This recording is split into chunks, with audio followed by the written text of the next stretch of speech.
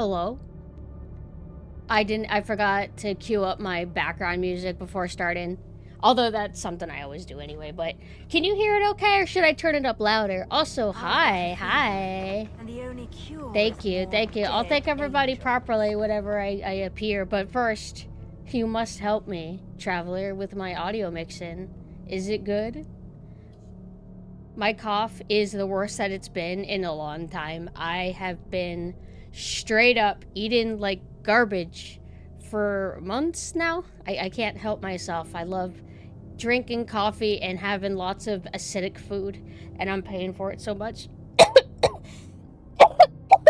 Sorry. I have no idea how much you missed. Thank you. I missed all of you guys too. And I mean, I was popping around a little bit. Like, it was a micro hiatus. Oh, thank you for the sub. Thank you so much. It was a micro hiatus because I still had some plans. Like, I had some collabs that were kind of already in the works that I needed to show up for. I don't feel like canceling on collabs and stuff like that. So I was technically live, but not on here. And it feels like a little bit weird to come back because I don't know, you kind of get into the routine of being alone for a bit, and so it's like, oh right, it's time to like hang out with everybody again. But I've been trying to make a little bit of time for friends, chilling here and there, watching movies, playing games. Did a little bit of friend swap a few days. I don't know what happened. I guess conflicting schedules, but I was not able to hang out with my my dad as much as I wanted to. It just didn't work out. He's always playing the new Battlefield game, and I thought about getting the new Battlefield to play with him, but I really just don't want to play a multiplayer FPS. It's just, I'll do it if he like insists, but I just don't think I'll have the time, especially if I go back to streaming. But I want to watch shows with him. I was supposed to watch Boardwalk Empire. That's what we were planning to do sometime this week, but never made time for it. But I remember when I was young, I would just see advertisements for shows all the time, and I just wasn't overly interested in live action shows. I cared more about like anime and stuff, but I would see Boardwalk Empire. I would see stuff about Breaking Bad a lot. Sopranos, I would see that. I knew my parents liked that show a lot. Never made time, but I've been trying to get to it, and it's good shit, man. It's good shit. I wonder how much I like Boardwalk Empire. I know, like, no spoilers. I don't think I've ever even watched a scene of it, whereas Sopranos, I've kind of spoiled myself a lot about it. But I think that spoiling myself has made it to where I might delay watching Sopranos the most compared to everything else. Hi, Crocodile. Hello. And also, thank you guys so much for the gift subs while I was on the starting soon screen. I really appreciate it. I hope that you guys have been well. Did you enjoy your Halloween yesterday? It was Halloween. I decided to sleep in. I woke up early, and I'm like, I don't care. And then I went back to bed, woke up late, and then what did I eat? Candy. Oh, that's why I'm doing so bad. I've been eating chocolate, Reese's, Kit Kats, Almond Joys, and I just can't stop myself because it's in the house. So, you didn't do anything? Oh, hi, Matilda. Hello. Didn't do much, but it was all right. Maybe I should have organized something in the Discord. We did. Oh, God, that's right. So, I wasn't supposed to do any community nights, but you know that I don't keep my promises all the time. So, I did, I think it was the day that I came back from the pumpkin patch. I was just feeling very energetic even though I was only there for like 30 minutes, because we got there kind of close to closing. So we're just like, all right, let's just get this over with. But I had a fun time, and I'll get to showing the stuff, in a bit, but, we ended up watching some movies. So we started off with, do you guys remember? What did I first show? We watched a good movie, then we watched Scream Team, which is a Disney Channel original movie, and it was not good. I loved it as a kid. I adored it as a kid. Watching it now, it's like, oh. So first off, the kid actors are better than the adults. All the adult actors act like they're talking to little kids. Have you ever seen that? Like, adults being like, what is going on here? This place is a mess. And it's like, no parent acts like that, right? It just feels like an adult that knows that they're doing acting for a children movie. So they like talk like babies. Does that make sense? Oh, that's right. Thank you. It was Nightmare Before Christmas. We watched that, of course, and I'm traumatized. Well, I'm not. I'll get into that later. Sorry, I have like all kinds of talking notes that I wrote down, but I'm kind of getting a little bit out of order because I haven't been looking at my list to structure things. It's the first of a month, and that means I'm going on random streams. Hey, hi. How are you doing? Just kind of perusing around the Twitch. Didn't get to watch that when I was watching Dishes while the second one played. And yeah, so I remember we got like 75% through Scream Team. And then I decided, hey, do you guys want to skip to the next movie? And I remember somebody's like, we're almost done. I'm like, all right, let's vote. Who wants it to end? And I'm like, okay, let's end. And then we watched Addams Family Values, which is an amazing movie that I would recommend 100%. It is the best. Hello, Pumpkin. You did so good sitting in the Carnage Carnival. I don't know about that. What's going on? I haven't seen a single mean comment at all. And that I know it's... keep in mind. You guys are being so sweet. Thank you for being kind. But I don't like to be nice to myself. I'm mentioning that. The meanest I got was not intent. How do I explain it? The meanest I got was Love's like, because I didn't listen to my own song for a long time. It's been mixed and done for a bit now. Didn't listen to it. I didn't listen to the raws either.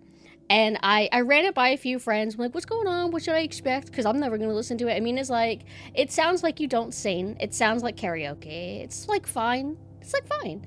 And then I talked to Love a little bit. And Love's like, it's not that bad. I'm like, yeah.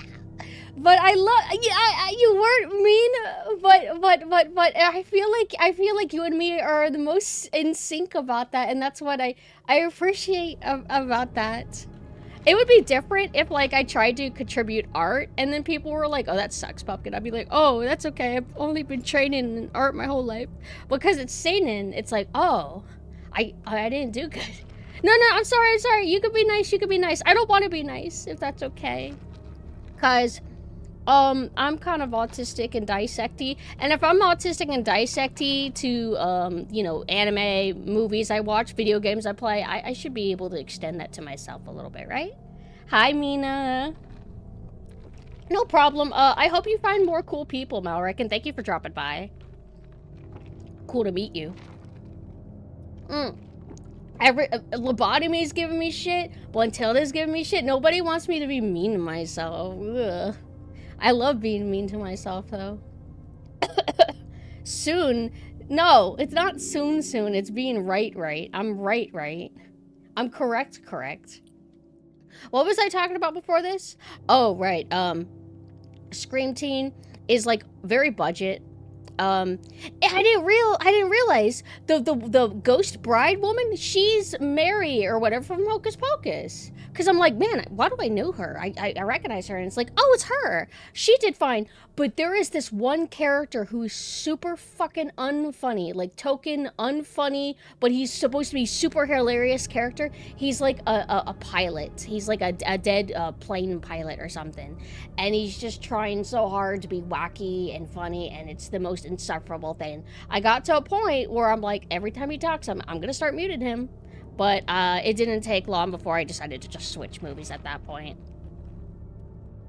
You can't be mean to yourself. You gotta be mean to other people. Ugh, whatever. This latte is so good. Well, actually, no, it's not. It's not good at all. I just can't stop drinking it. Oh, I got to... What's that drink that you've been annoying about, Mina? I got to drink one of those sparkling water things that you get from Japan. I had... The last time I had one was at an anime convention, and I didn't really like it. This time, it's alright. But I'll tell you, Ramune, yeah. The strawberry is horrible. Because I don't like strawberry candy. I think it's kind of mid. Mean is like, yeah, but it's better than watermelon candy, and I'm like, yeah, but they both suck. I never willingly want a strawberry. Like, if I can get like a strawberry dum dum like lollipop thing, I don't even like it. I want what? Did I say it wrong? Oh, I thought I was mispronouncing Romane. I usually do mispronounce stuff. Watermelon candy, what are you talking about? Nothing good's on. There's good stuff on, Malric. I can recommend you like 10 streamers to watch instead. Let me go check. Let me see who's online. Smolchy's on. I'm gonna type usernames for you to check out. Smolchy. Hold on. Why isn't it posted? Do you ever do that, like, control C to try to copy text and then it doesn't copy? There's a Smolchy. I'm not Eds. No Teds. Eds. He is streaming art right now. You can watch him. Lily Hops is streaming. I like a lot of VTubers, and I think it was yesterday. Or, yeah, it was yesterday. There was this meme been going around where it's a VTuber heart and it's like 5,000 hearts. So you could fit 5,000 VTubers in it and you're supposed to show who your favorites are or who your friends are or whatever. I spent like hours doing mine and then I didn't post it because I feel bad that like I can't fit everybody there, and I worry that if people saw it and they're like, oh, I'm not there, they might think, oh, I guess she doesn't like, so I'm scared to post it. I don't know, like, I even cheated and I actually digitally altered the heart to have more slots, and I still feel nervous to do it. I had it as a scheduled post. It was supposed to post today. Then I woke up like really early and I'm like, all right, I tried to delete it. I'm not gonna let it post. Did it, and then I went to sleep. Huh? What'd I miss? What evil did he do? Tell me the horrible ways he abused me, please. Did he not like my suggestions? Wait, you didn't ban him just because he... Oh, wait, hold on. Let's see what's going on. 6 messages instigating. Wait, what did he instigate? I should be allowed to know how I was abused. Stop trying to protect me. You should be thankful that I'm allowing you to ban him, maybe. What did he brought up view count. Oh, he brought up my view count? I don't even know. Was he insulting it?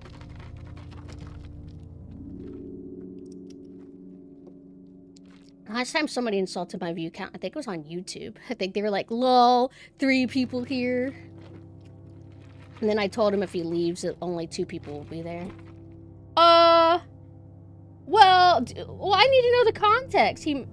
He actually mentioned only watching people with even less views. So he wants to watch people with less views? Oh. I mean, he was being weird on purpose, I think, but I don't know. I thought it was like light trolling. I think it's fine. As long as like he doesn't start insulting other people. Well, of course he was, but I mean, it's okay. We can allow a little mischievousness. Bring him back. Well, although he might have already left. It's fine, though. Thank you. I know I'm difficult to work with when it comes to moderation, because I allow a lot, and I don't know. Hi, Scooty. Hello. I saw a lot of you guys in various chats. I was able to kind of pop in for our streams and kind of chill. Lobotomy's birthday was yesterday, I think. Yesterday, right? Or was it the day before? I think it was the... Yeah, it would have had to be the day before, because I was sleeping all day yesterday. Pumpkin is like, it's not that bad. I think, I think most trolling that I've seen, not that we get much of it, it tends to be like lightly, what's the term? Lightly provocative? Like, I don't know. I just feel like, just let them troll a little bit, see how far they want to take it. And usually they don't even take it that far. Pumpkin is benevolent and magnanimous. What does that mean? Just delete the message and tell him not to bring up view count even indirectly. I don't know. I mean, if he's like if he's talking about only watching people with low view, well, I mean, is that an insult, I guess? I don't know. It's fine. It's fine. Sorry for the cough. Although that's how you know I'm truly back. And I also apologize if I've missed anything that you guys have said, but watermelon candy's not good. I don't like watermelon candy. I don't like green apple, but I can. Like, there was the Hubba Bubba bubble tape. Wasn't there like a green sour apple, green apple? That was like decent. He said he wanted a slow chatter chat or something along those lines. Oh, okay. I mean, that makes sense. Like, some people find the appeal of smaller VTubers to be like, oh, you can more converse with them because the chat's slower, so it's kind of easier to, like, get noticed. Whereas, like, other streamers, they'll be, like, waterfall chats. Or, I mean, I wouldn't say that our chat is waterfall, but it could be, like, a little bit overstimulating for some people. He might have been trying to make trouble, but I can also see him just maybe being oblivious, maybe, that, like, how it could come across to some people, but it was the intention, though. Yeah, I'm sure the intention was possibly evil, but it's okay. What's wrong with a little evil? It makes things interesting. Just don't insult my friends. That's all. And don't insult other VTubers by name, preferably, please. Warheads? I don't think I've ever had one. Also, hi, Guren. Pumpkin meanies to herself, nice to weird trolls. Because it was a gentle troll. Y'all too militant. You punish all trolls. Not all trolls are the same. Oh, wait. I remember the last actual troll we got. He was desperately begging me to ban him. But first he was like, I'm going to say something really fucked up and edgy and you're not going to be able to take it. And I'm like, okay, what is it? I think I'm just like, just say it. No, yeah, that was it. I'm like, just say it. And he's like, oh, yeah, but it's the most edgy, crazy thing you've ever seen in your fucking life. I'm like, just say it. And then he said it, and I'm like, okay. That didn't really impress me, or it wasn't really against TOS. It wasn't anything, really. And then he's like, ban me! Ban me, ban me, ban me, ban me, ban me. And I'm like, no. Think I'm just gonna keep playing RE4? Ban me, ban me, ban me. And he just kept doing it. And I think some of my mods were like, can we please ban him? I'm like, no. Then he left. See, it was fine. He didn't even take it that far. Yeah. He left. It took about 30 minutes. I wouldn't humor someone willing to go audience Twitch TOS. I mean, he didn't. And if he did, you just ban. Like, if he said something really bad, just ban. Watermelon, in my opinion, tastes subpar. Officially, whilst from the source is perfect. Yeah, like, actual watermelon flavor I find to be rather good. I had the most amazing apple, actually, from a neighbor. They went to a farm and got them. Sometimes I like to find excuses to see my neighbors because we became acquainted with them after the hurricane. Because funny enough, October this year and last year were kind of rough. Last year, I was gone for the entire month because the internet completely went down after a flood and hurricane. And then we became acquainted with our neighbor, and I'm really, really grateful for that because we've seen them for years, but I was always really shy, and I would be ashamed if they saw me outside. I would get the mail, and I would run inside. I never really wanted to talk to them because I'm like, I don't know them, I'm never gonna know them. And then whenever we didn't have any internet or power, we're just like, all right, let's go say hi to them, I guess. Because a disaster brings your community together, and so we got pretty well acquainted with them. We've learned a lot about them. It's pretty cool. And so after the pumpkin patch, I'm like, we have this apple cider. Why don't we go over there and give it to them? And then we just kind of chatted for about an hour, and I enjoyed that a lot. Let me find the pictures from Oh, I'm so sorry. YouTube, hi everybody. I hope that you guys are doing good. If you're still there, I was meaning to respond to you guys, but then I got distracted. But I'm doing very good, and thank you for wishing me or being happy I'm back. Yeah. All right, let me find the pumpkin patch photos because it was my character arc, like my anime manga like arc. To heal me is to go and see the pumpkins, and it was very nice. Although what pissed me off, hi Henty, hello, I was defeated because fucking Space Marine's like, oh, I'm going to a pumpkin patch too. And he shows me the photos and it's better than the one I went to. I mean, they're all beautiful, wonderful, but his was like way fancier. Like way fancier furnishing, and it felt like a big deal, whereas mine was like a little bit like smaller. I'm saving the photos right now. But next time I want to go earlier, and I want to go to apple orchards. I wasn't sure if any existed, but they do.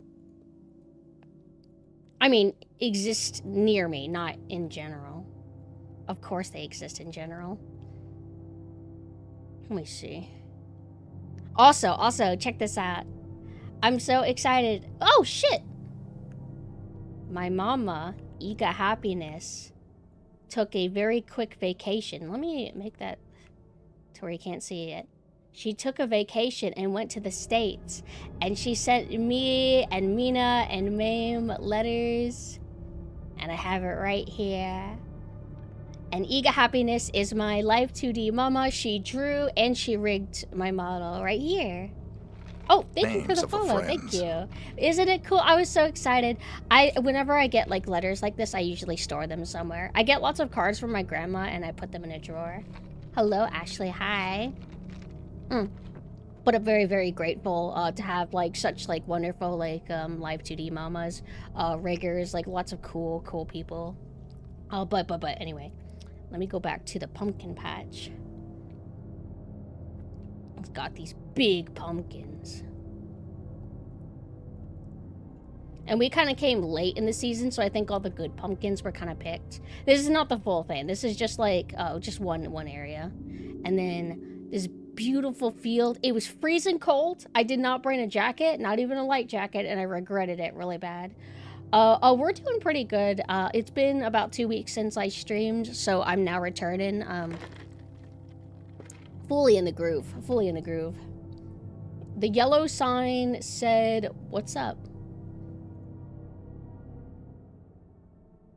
And then my favorite pumpkins are like the white ones or ones that have like spotted patterns. There were a few green ones, but I didn't take any photos of them because they're never like a pretty green. They kind of look almost like bell pepper green, or like even like grayer looking than that.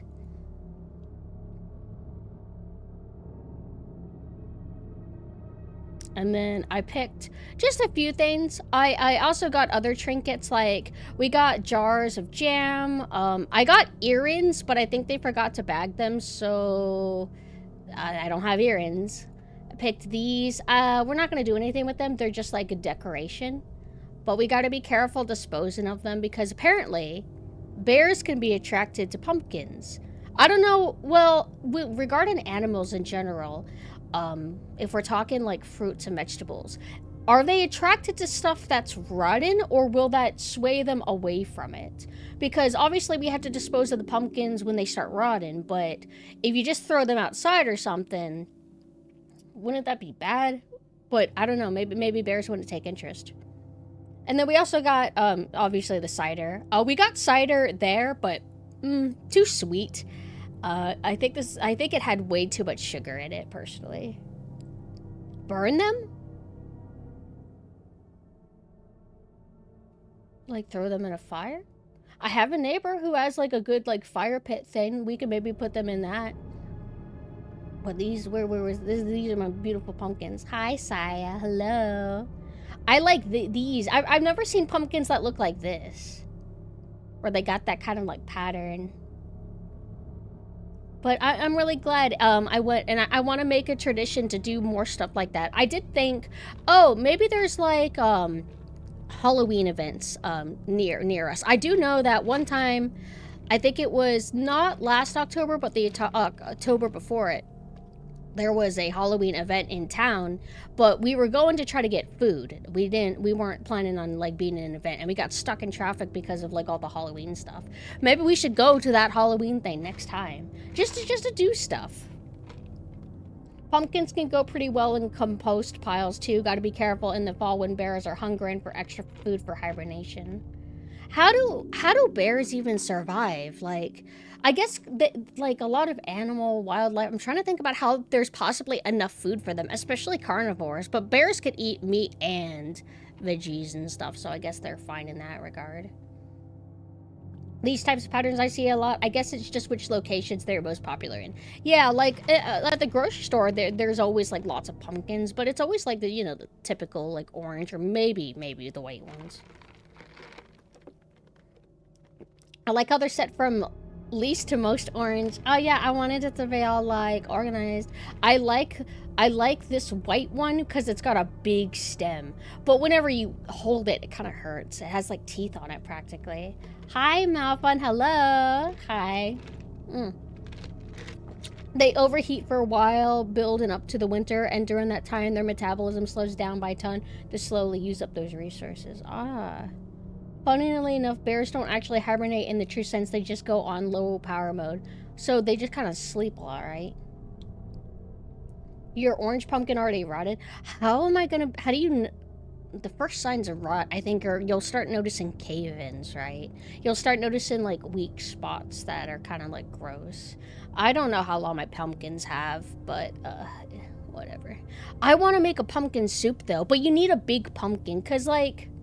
If you look at these, look at the bigger one, right? It's really not that big. It's like a little compact one. But it's like, most of that is actually taken up by like the, thick skin, like inside. And then only a little small packet inside is actually like, the guts or whatever. I'm assuming the guts are what make up ingredients for, like soups, pies, etc. So there's just not enough in there to like actually utilize it for food. But I think next time getting like a big pumpkin and making like a homemade like pumpkin soup could be kind of cool. Mina doesn't like pumpkin though. Mina prefers like different squashes, which I don't know why. I like pumpkin. You use the flesh? Like, not the outside of the flesh, but the inside? This is more edible than you think. Okay, then I greatly underestimated the power of the pumpkin body. Always scared of food rotting. I never know when it's starting to be too long in the fridge. I don't even think about it. Like all kinds of squashes. I had a soup, like a butternut squash soup or something. Tastes just like tomato. Like whenever you use the same kind of seasonings, salt and pepper, a lot of stuff kind of tastes the same, really. Oh, my stomach hurts. I thought about maybe changing the stream to be a just chatting only, because I don't know if I'm gonna actually be able to make it for a whole gameplay, but we'll see. Now let me go through my list of talkie points. I have so many notes because I've done a lot in 2 weeks, but really not that much. One thing I know is like my dreams have been vivid. Like I've been pretty stressed lately. Like I've been stressed a lot lately, but during the break it wasn't much better. I was still stressed for one reason or another, in real life stuff, etc. But I've had like vivid dreams almost every single day, and I typically don't have dreams at all. Like at all. Like it's usually just I'm clocked out and then I'm conscious again. But today I had like a dream where, and it feels like an actual anxiety that I have, where I went to some place and I don't know if it was actually like, it was probably not a crocodile or an alligator, but it was like a teacup one or like a caiman, something related to them. I got one because it was small, and I was told it was always going to be a little bit small. So I got it and I was taking care of it and I was really excited, and then I realized how big this is actually going to get. And if it gets that big, I'm not going to be able to handle it anymore. So then I ended up returning it.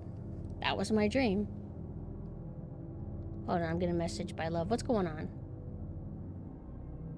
Why'd you message me? Wait, you were typing and then you stopped. You decided you hate me, didn't you? I haven't ever actually done it myself when canned pumpkins is so convenient. Stuff does taste different if it's fresh versus canned or frozen, I've heard. So I would be curious, but I don't know if I'm like intelligent enough to be able to tell the difference. But I will be right back, actually. I'm going to go downstairs really quick. Just like let the music soothe you. It's like a 2-minute break. Hold on, let me get some music for you.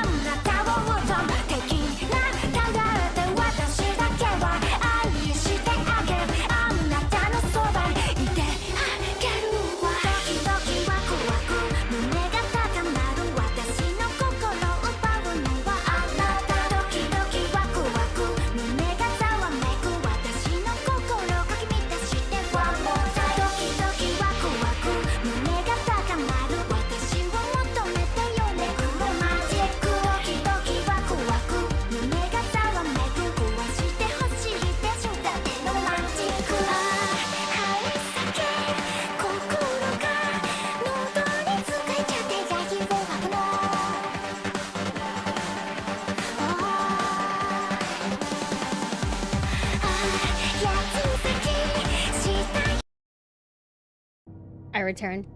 Sorry. That's that song. I used to listen to that song a lot, and a new song by the same singer and like Circle released recently. I've been listening to it non-stop. I cannot get over it. I absolutely adore it. Hold on. It's Mahology. This song is fucking sick. Hey, I'm locked in on you. This is so magic.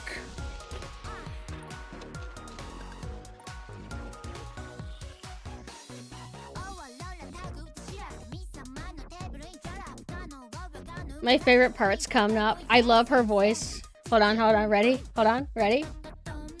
Ready?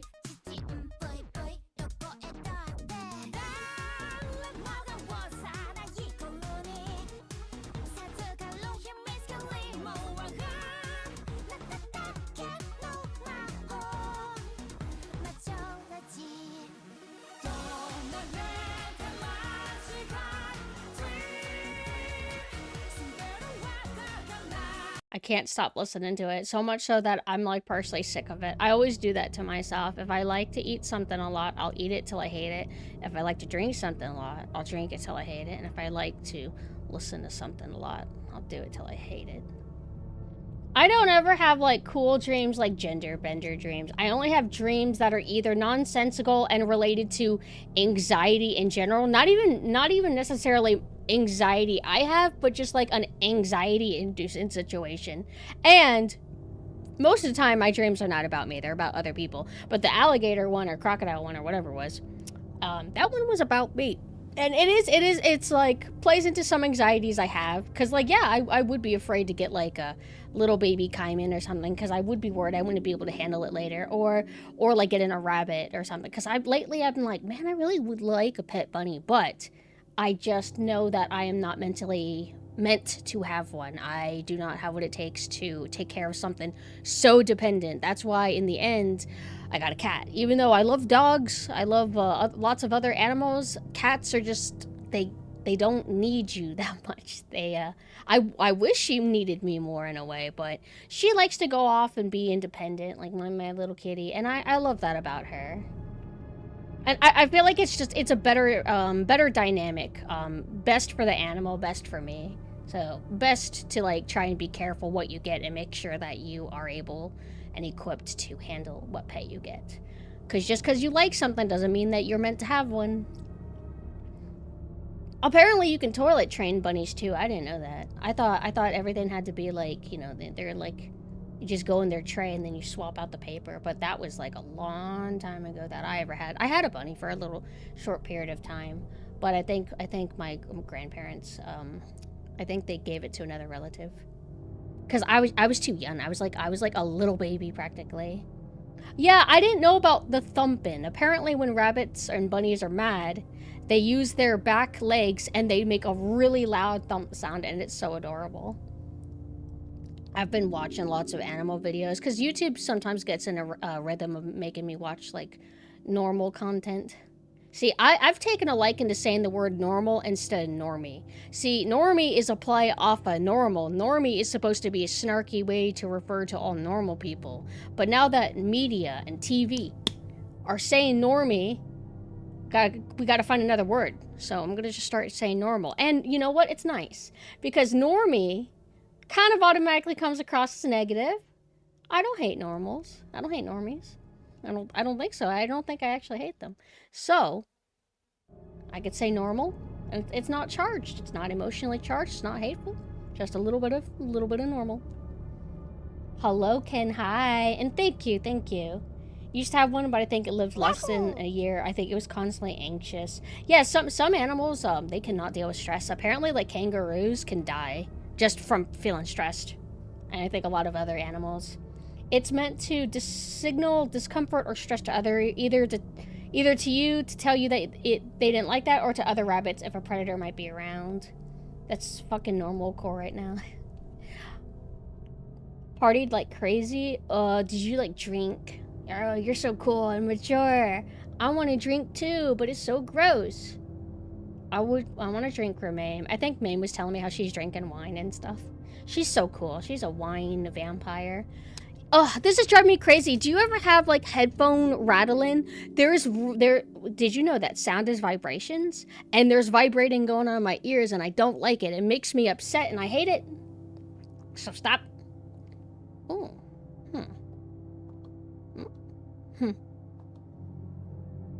Mame is so... Oh, she absolutely drinks wine. Mame likes her alcohol. I don't think she's been drinking a lot lately, but every now and then she'll have like a little bit of a party night and do a little bit of drinking. But stuff to talk about. So much.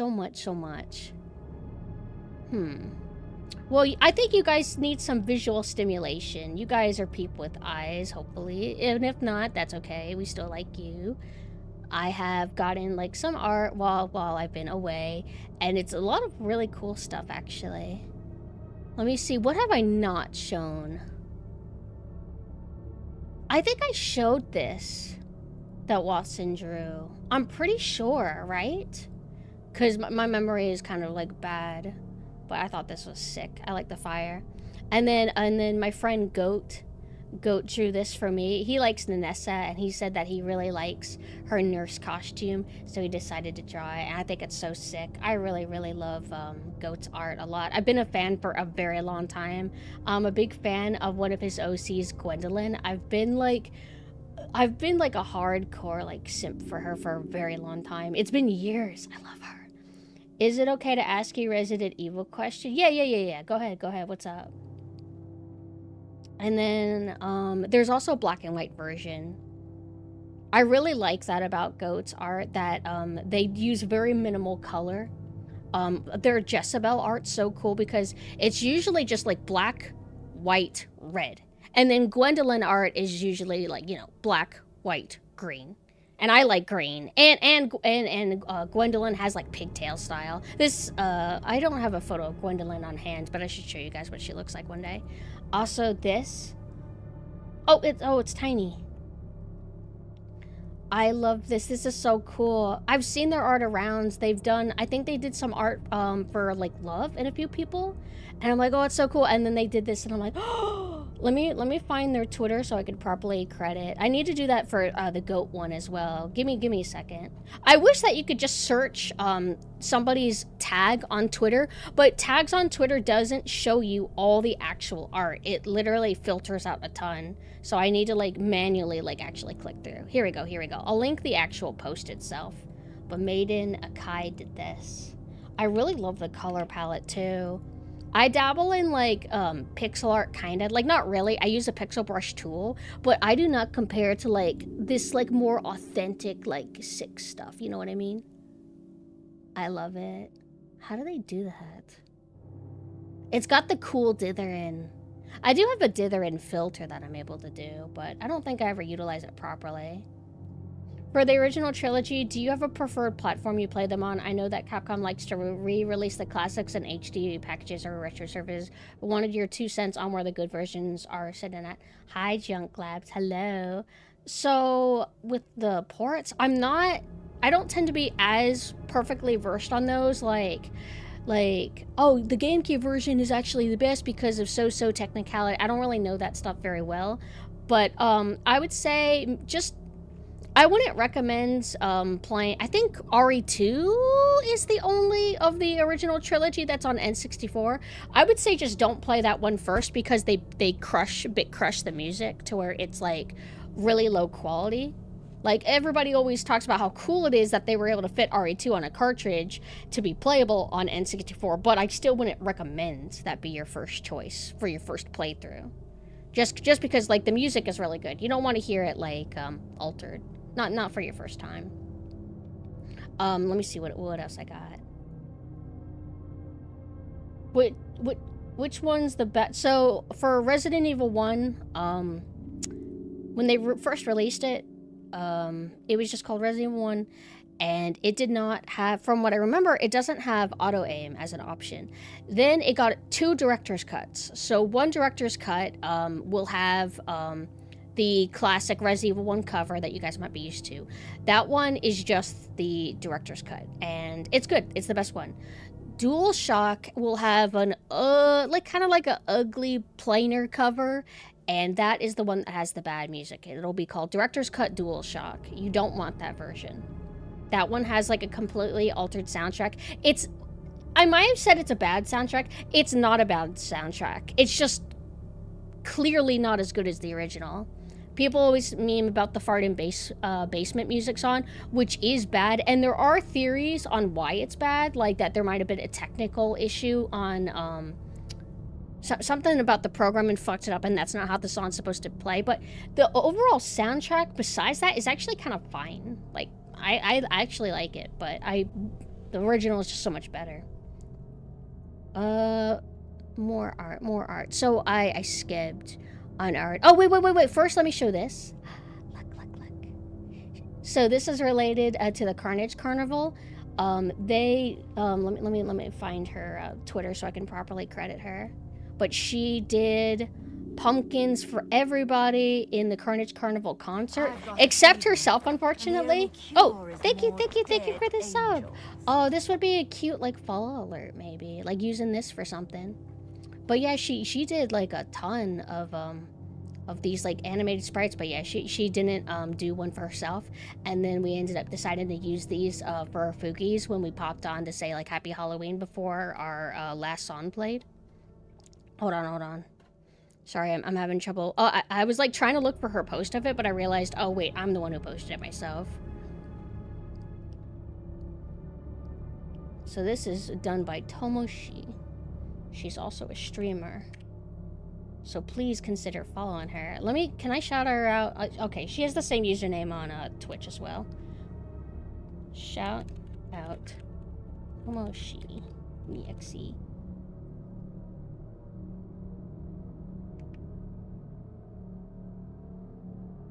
Hi, Malk. Hi. But I really like the kind of like, how do you say it, the pudgy bubbliness of the pumpkin. Isn't it cool? But aside that, I got a scab. I DM'd Gurin one day, and I'm like, if I asked for X amount of money and I didn't tell you what it was for, would you do it? Would you give it to me? And he's like, yeah. So he did, and then I went and I skebbed this. And I love how it turned out. I think that these outfits go together so well. It's our school outfits. I designed the outfit for Gurren here, because Gurren has red horns, so I'm like, I want Gurren to wear more red, because I think Gurren typically wears like black. Sometimes other colors too, but I'm like, I need more red on them. So I really, really love how this turned out. And then they also included a little animated one too. Isn't it cute?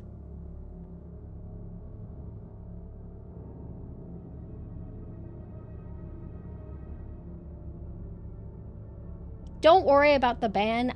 It was a misunderstanding or a mistake, and I asked for the ban to be unlifted, but everything is peaceful, everything is okay, and we are all friends. And then Molly did this. I'm sure you recognize her art. It's pretty iconic. She did this art of everybody at the Carnage Carnival. You have me in the center there about to cut up Para, which is pretty cool. But I really love all the texture, and it's so good. And then, actually, let me shout out Molly properly. Let me make sure that, like, because people have, like, different names on different platforms. I just gotta make sure it's the same exact one on Twitch. Yeah, here we go. Will it actually let me shout her out? Or is it gonna be like, no, you gotta wait, like, 30 minutes? Thank God, thank God.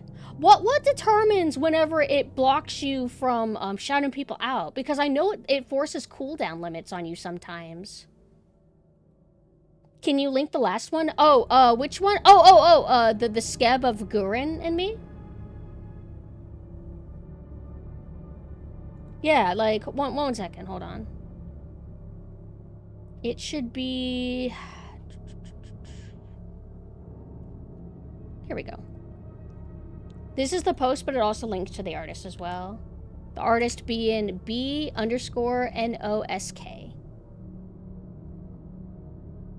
And then, let's see.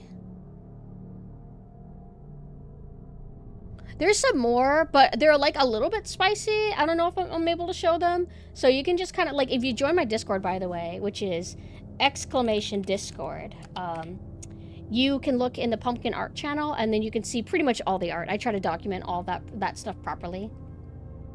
Such a huge fan of Para that you even dissected to study her. Yeah, I don't know much about studying, though. I don't feel like I'm jotting down any notes or learning anything. Mostly just enjoying the sensation of cutting inside. Hold on. No clue. Twitch has really vague policies. It's no wonder that other things they do, like, so cooldown is also vague. Yeah, like... sometimes, like, it's my own stream. I'm supposed to be the super mod, and it will still, like, prevent me from shouting out people at a certain kind of rate. It's just bizarre. It's just bizarre. And they'll force, like, cooldowns that can be unreasonable. Like, oh, you're not allowed to do it for 15 hours. Like, wait, really? Why? Why not? Probably, like, anti-griefing methods, I suppose. Because I guess somebody who owns their own channel could shout somebody out 5 million thousand times to be annoying, I suppose. Like, I don't know. But yeah, that's the main art that I have. And also, speaking of Discord, yeah, I did kind of disappear for a while, and I did want to come clean about what the final straw is on what made me, like, leave for a bit, like, have to go on the hiatus. Because at first it was going to be a hiatus. Like, it was going to be a real hiatus. I was going to be gone the rest of October, and I was going to be gone all November. Because I was already having fantasies about wanting to leave anyway for a bit, just to kind of, like, focus on in real life and stuff. But it was, when I was playing Resident Evil 2, like, I was doing a really fun marathon of the Resident Evil 2 games, the remakes, versions, etc.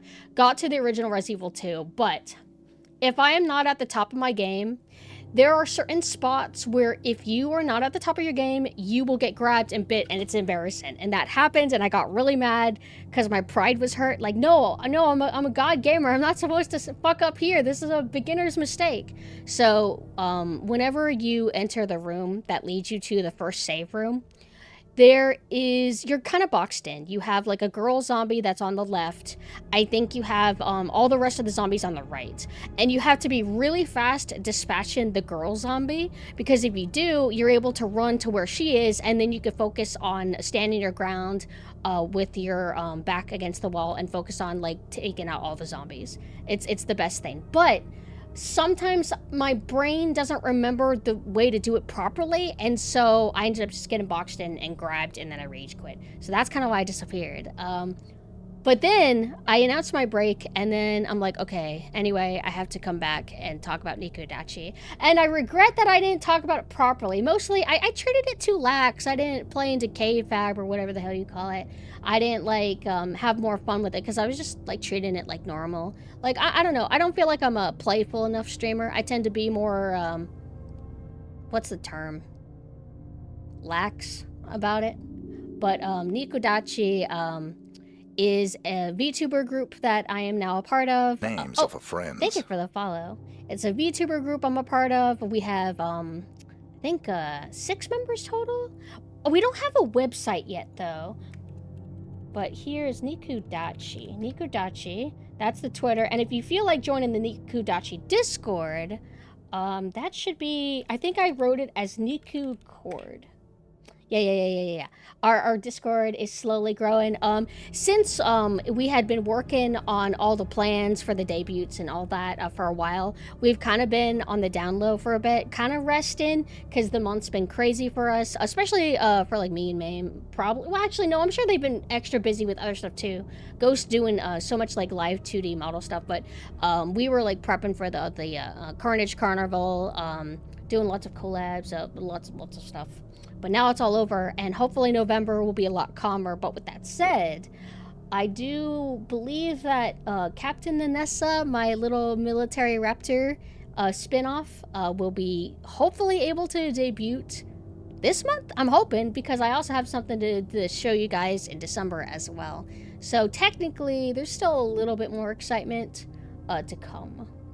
But Nikudachi, we are planning, I don't know if I'm allowed to say, but we are planning to do a collab semi-soon. And also, off-stream, I'm trying to arrange, it won't be a community activity, but I'm trying to arrange a full party session of Barotrauma sometime soon. So I'm kind of excited for that.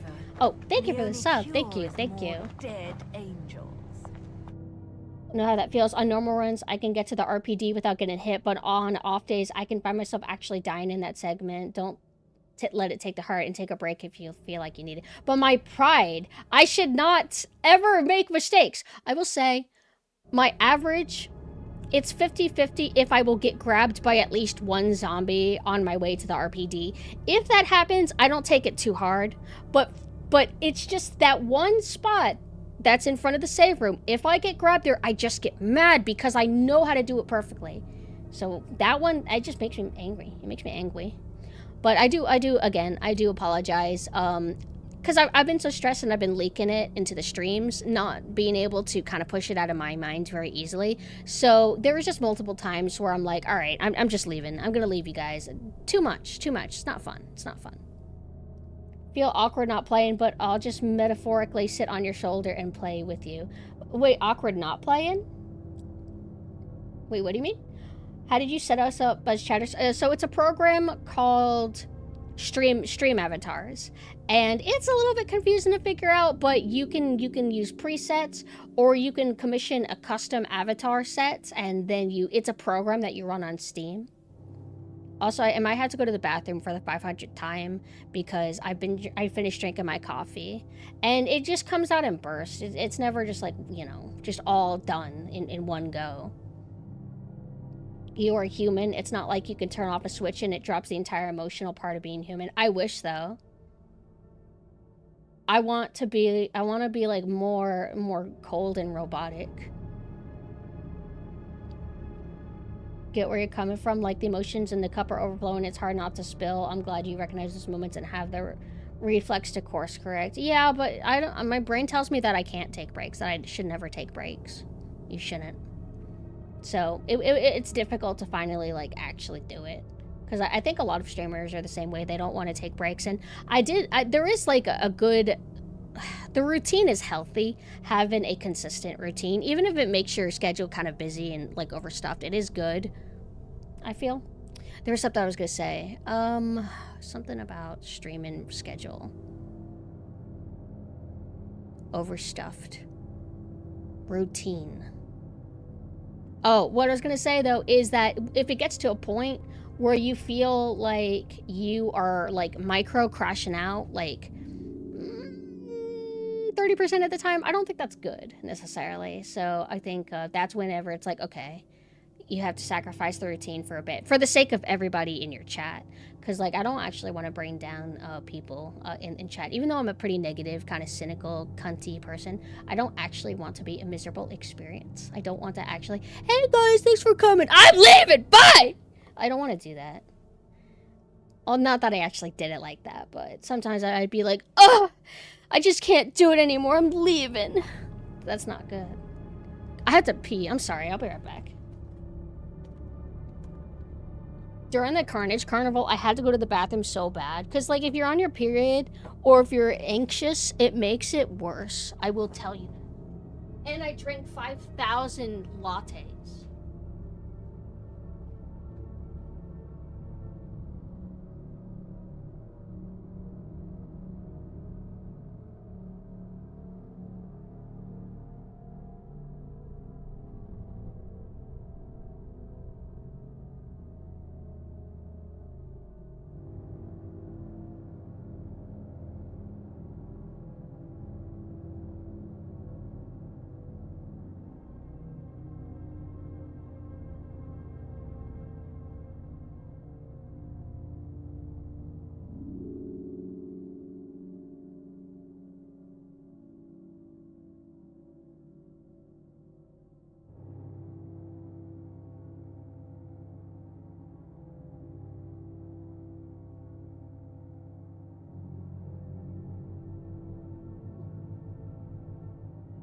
Hello? You may be a negative, cynical kind of person, but you're a negative, cynical kind of person. Hey, tee, ha, tee. He hard queen. Why do you care about the pressure value to that? You pervert. You disgust me. Also deep. Thank you so much for the art that you did for me. I don't know if I could show it because it's kind of spicy. To me, it's literally not spicy, but I have to think about like what Twitch finds to be spicy, and Twitch finds it to be spicy, I think. I also had my braces adjusted. I had them adjusted, and the only reason why I'm mentioning it is because I was worried it was going to be very painful, because they told me this is going to suck. We're going to have to take that cap off of the tooth that has the crown or whatever the hell it is, and whenever they do that, it's a lot of pressure on your tooth, and it really hurts. It, like, fucks with your nerves a bit. So I was worried that it was going to be, like, they're trying to find the right size cap. They were going to take it on and off and try to find the right one. That was going to hurt. It hurt a little bit, but they actually got that shit, like, taken care of, like, quickly. And then I had to do Carnage Carnival right after that. Is my mouth feeling better? Well, oh, yeah, the wire that was sticking out. She said, like, oh, you could have just tucked that in. And I'm like, I don't really understand how this works, how much I should manipulate the braces. But the wire that was sticking out, it basically kept cutting the inside of my gums. It feels like every single session I deal with that, and I really don't like it. I just want this done and over with.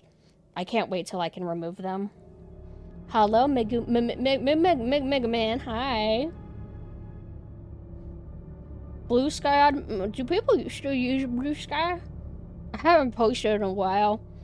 I remember there was a plan that I wanted to post all of my art. Or all the skips I got. I don't like posting my own art. I don't think it's good. Hee.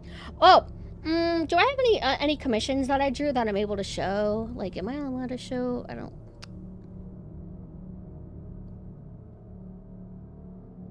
don't know, actually. I'm not gonna worry about it. Get more engagement there than on Twitter. Yeah, like, Twitter's weird, and I guess it's going through some update where it's gonna, something about AI.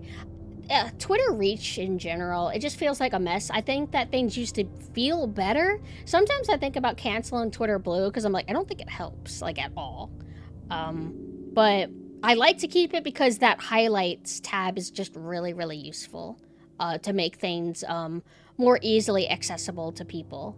Because if they're looking for like ref sheets or whatever they care about, you just click that and boom, they're kind of like all there. Because Twitter breaks. If you try to scroll through someone's feed and you're trying to go to their very first post or something, it'll break every single time. You won't even get like even close to the first post because it breaks after like 5 months or something, it fails. I like PumpkinSynth streams because she's that good kind of retro autist. Aw, thank you. Thank you.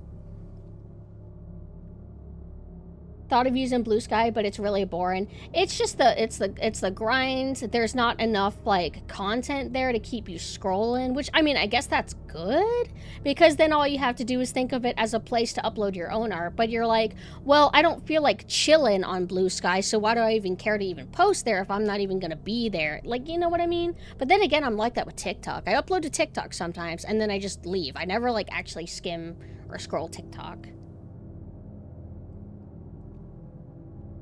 Grok is going to determine what is and isn't going to be in everyone's feeds, and then the reply priority for Blue members are being reduced. What's the point of Blue then? Was it a scam? What's the fucking point of Blue? I don't even understand. Does it actually help you? We got scammed, and we deserve it. Grok, please don't send me some shit memes. I mean, we already... I don't really understand how it works because I think everything's already an algorithm, right? It's like if you post a lot of stuff and you use the hashtag VTuber a lot or whatever, or you interact with a lot of posts that are related to VTubers, for example, you will continuously be recommended VTuber content and you will not be recommended anything else until you seek out and engage something else. So for example, I think I interacted with like a Soul Eater post, right? Now I'm getting like Soul Eater posts. So what is the AI for exactly? To be fair, all memberships are scams. Yeah, speaking of, Discord has done an update to now your username can be fancy. And I was asking, how does that happen? Do you have to have Nitro? And then some motherfucker gave me the Nitro Parasite. But it's okay, it's only for a month. It's not a true Parasite unless I actually go through the subscription. Thank you very much, Space Marine, for subjecting me to Discord Nitro. But I'm grateful because it's cool being able to see the fancy username. I just remember back in my day, you know, your instant messenger services would do all that shit for free. You used to have like animated profile pictures on MSN Messenger. And you didn't need to pay a subscription for that, but that was before they realized they could. Blue was more of a monetization tool for high follower peeps to incentivize them to engage more. And to scam them. Even bots, like scammers, would pay for Discord Blue to try to be convincing.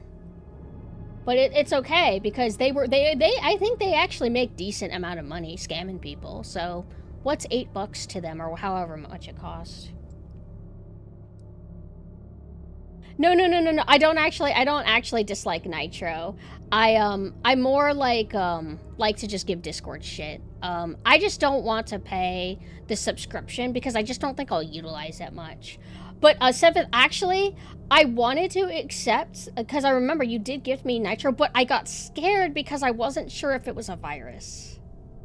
So I'm like, wait, is that actually you, Seventh? I don't know.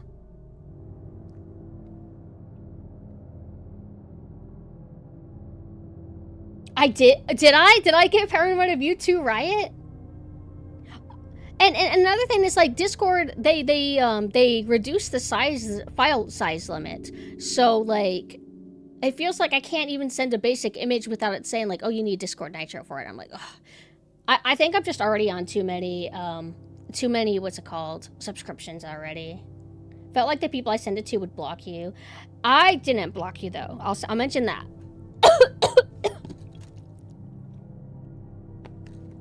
And you're like, what the hell did you get hacked? Because you got to be careful. You got to be vigilant because these services are lots of people are trying to prey on you all the time. Just got to be careful. I always told people you get these memberships because they're cheap and you get cool stuff. Eventually, they'll make a new tier membership and take away your cool stuff, putting it behind that tier. That's how they scam you out of money, and no one ever wants to listen. No, I believe that. I believe that. Well, let me see what other stuff I got to talk about. I have a whole list. Physical therapy. I've been doing the physical therapy, and it's been going kind of good, actually. I want to kind of wrap it up soon to where I don't have to visit as much. I want it to be what is it, bi-weekly instead of 1 weekly? How do you say it? Once every 2 weeks. I want it to be once every 2 weeks. But sometimes I do the exercises and hurt myself a little bit. So that's one incentive that keeps me going into sessions. But they're really helping me. They work on my body a little bit different than the chiro. The chiro kind of focuses mainly on the spine. Whereas the physical therapy people, they will focus on like your muscles and everything. So they do certain types of adjustments that I'm like, oh shit, chiro never did that to me. That, oh, this actually kind of hurts in a good way. I want it to be once every 2 weeks.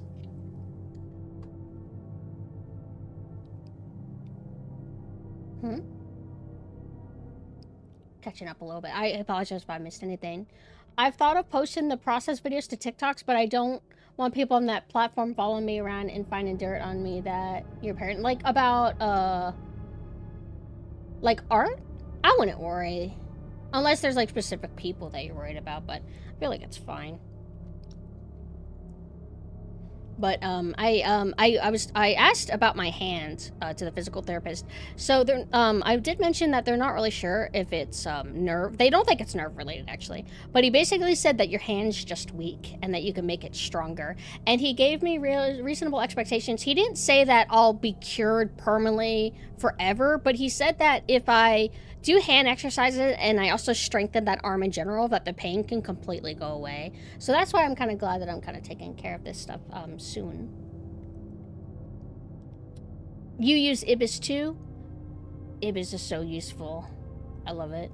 But it constantly glitches out for me. Sometimes it won't even let me make it won't let me do process videos. Like it will glitch out on some art and it sucks. But more stuff to talk about. So, I saw a video review of the Harley Quinn fart fetish comic, and it was worse than I imagined. It is 100% fetish material. And also that channel was interesting because I was basically able to find the den of my fellow old school Harley Quinn lovers. How there are a lot of people that actually hate how Harley Quinn has evolved into this kind of like don't need no man, random XD Deadpool. That was my favorite thing. They basically said that new Harley Quinn is trying to be like Deadpool. And that is exactly my issue with her. That's why I would typically say she's like an ADHD queen, XD ADHD queen, or it's so wacky and so funny, and it's not wacky, and it's actually not funny. Oh, thank you for the sub. Thank you, hi. But, yeah, I think new Harley Quinn sucks a lot. I don't really care for Deadpool Harley Quinn at all. And apparently a lot of other people agree, which I'm very, very happy that I'm not alone. Although I shouldn't be surprised. I just haven't come across a lot of discussion of Harley Quinn before. But old school Harley Quinn was a more gentle, more sympathetic character. Not that she was the gentlest person. Obviously, you know, she's a little bit crazy back then. But she just was better balanced as a character. And I guess, like, just every new iteration of Harley, they just don't even want to get... They don't ever want her to be with the Joker. So, there was apparently, I don't know what comic line it was or what, but some that don't even want Joker to be part of her backstory. Which is kind of like, do you even like Harley Quinn if you want to, like, do Harley Quinn's story and pretend that she was never with Joker? That's just so bizarre to me. Like, what is Harley Quinn to you then? Is she just, like, a goth girl puppet? Is that all she is? Weird. But the Harley Quinn, you know what sucks? The art of the fart fetish comic for Harley was actually like cool. If only it was like a cool story that wasn't related to that particular garbage fetish. No offense if you guys like that, but I don't. It was also Scratch and Sniff, which is so XD funny. Feels like Dan Schneider feet stuff. Like it's not a fetish. It's just so funny. Isn't it funny? Isn't feet and fart and what else? Isn't that all funny? No, it's not. It's stupid. The entire comic is Harley Quinn, or Poison Ivy accidentally farted, and Harley Quinn becomes obsessed with it because it smells like roses, and she's Deadpool XD ADHD girl, so she thinks that it's so hilarious, and she starts trying to beg Ivy to fart constantly throughout the comic, and then it turns into a big plot where there's this other some writer, and he was obsessed with his wife's fart. It's pretty stupid. Pretty dumb. Did that comic do bad? I really hope it did bad. I'm kind of tempted to look on DeviantArt and to look up like Harley Quinn fart. Like, has this like been the holy grail of the fart community on DeviantArt? Like, it has to be, right? It's not like they get a lot of content, right? I think the only content that the fart people probably get is like specific e-girls willing to serve that.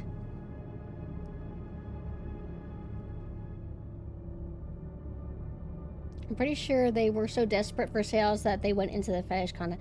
That fetish, though, specifically, the writer is a woman, and either she has the fetish or she knows people who do have the fetish, and it got pushed. It's a conspiracy. I doubt it did bad. We are a meme culture. People will fully read and review and spread the word just to say they read it or get traction online. Meme culture? Would people really... There's no way. Would they really support such garbage?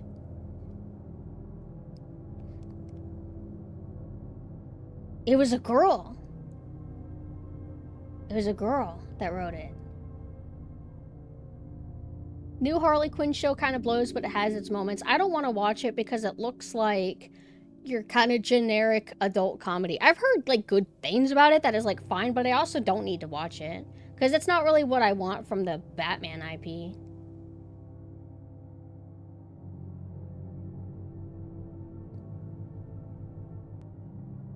I figured they did fart content because it's the only fetish you can hide behind. It's just a joke, lol. Stop taking it so seriously. Yeah, because you can't do that with feet anymore. Everybody caught on. They know the truth now. You can never go back to the point where people thought it was innocent or didn't think anything of it because it's like feet. Oh, that's not hot. Who would be attracted to feet? Nobody would even think that question. I remember one of my aunts, like when I was young, they were like, oh yeah, this guy, he's asking to see my feet, and it's like, he's like so cool, and I'm like young, and I'm like, you know it's a fetish, right? And she's like, what are you talking about? Actual true story. Let me see. Oh, yeah, right. So, I played a little Backrooms with the boys. Played a little Backrooms. I didn't realize that there was actual variety to the environments. I thought it was just going to be Backrooms. Just the generic Backrooms, yellow lit, and you're just running around them. But there's all kinds of different levels. The worst level of the one we played was, it was like musical chairs with a bunch of monsters holding balloons. I hated that shit. It was horrible. I hated it so much. Everything else was cool, and we left off at the pool rooms. And then I was told that there's an entire game about the pool rooms, so I bought that for Sailor Synth, and I might stream as her maybe today, maybe later tonight.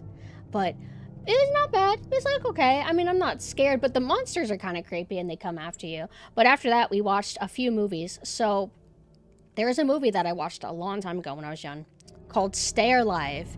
It is you die in the game, you die in real life. And Elizabeth Bathory for some reason. And it was surreal seeing the cutscenes again.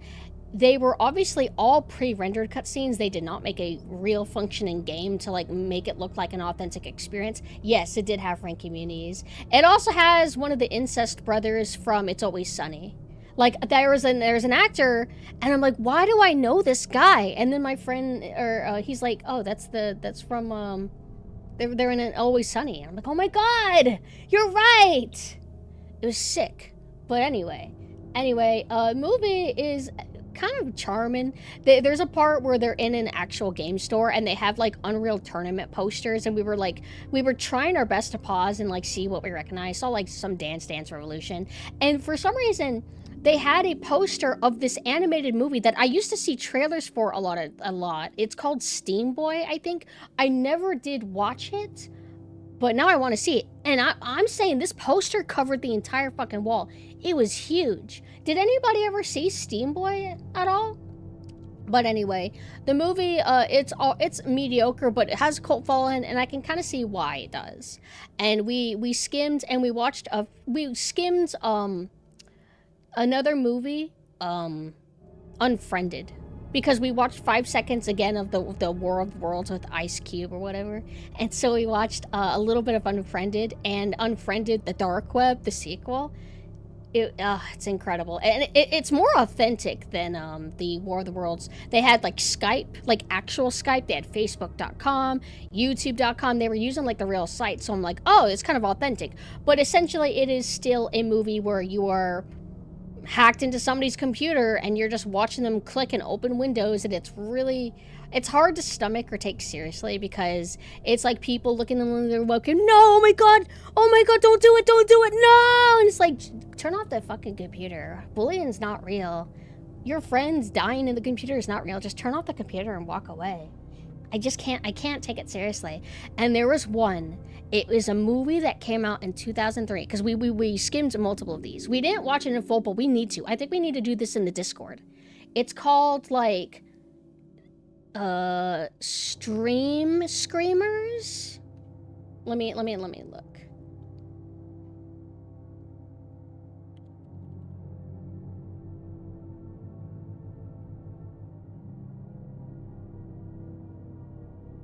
Alright, let me look at my history. Live Screamers. It's called Live Screamers, and it came out in 2003, and it's another one of those, you die in the game, you die in real life. But imagine the budget and visual style of that War of the Worlds Ice Cube movie. It was horrible, and the best part is that the game they were playing, because like with Stay Alive is a 2006 movie, that looked, it was very peculiar, the art style of that game. Its frame rate was too high. It was obviously all pre-rendered, but it kind of had an aesthetic to it. It looked like an old CGI cutscene is what it looked like. This game in Live Screamers, it was Unreal Engine 5 slop looking game. And it's so funny because, again, it's another one of those movies to where you were constantly looking at like a screen and then windows, and then it would keep like going to the stream window of each actor. And it's funny, if they were getting like beat in the head in the game, you would see them on the camera and blood would be coming out of their head, but it's really budget and terrible looking. Oh my god, you guys gotta see it. It is so, they can't act. All the characters are really insufferable. It feels very Reddit. You gotta watch it. It was amazing. We should make a movie like this with our friends. Let's get that bag. Yeah, I'm calling it. There's gonna be some garbage VTuber horror movie one day. Now, will it be like featuring Pecora, or will it be like they'll come up with like a new garbage model or something? And you know, there is a horror VTuber thing in DeadTube.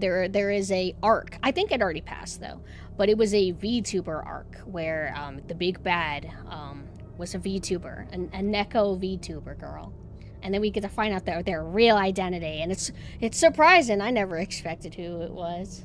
Hi goat, hello. Steam Boy's pretty decent. How come nobody talks about it?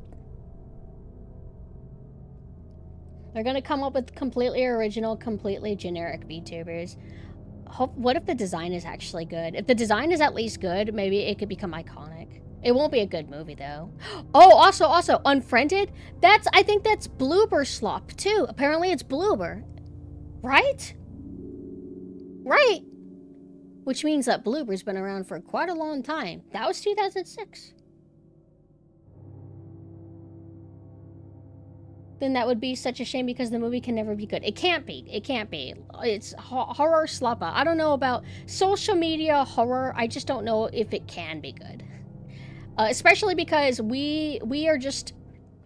We'll be able to tell if anything's inaccurate or wrong, and it will drive us crazy. Same with like we as Lee gamers, we can tell if it's a video game movie, if the video game isn't authentic looking, if it looks like fake, or, oh, see, look, we're playing the game, and it's like, no, you're not, because it's a pre-rendered cutscene, and the camera is moving in a way to make it clear that you are not controlling. We just can't help but notice those kind of things. But anyway, I digress.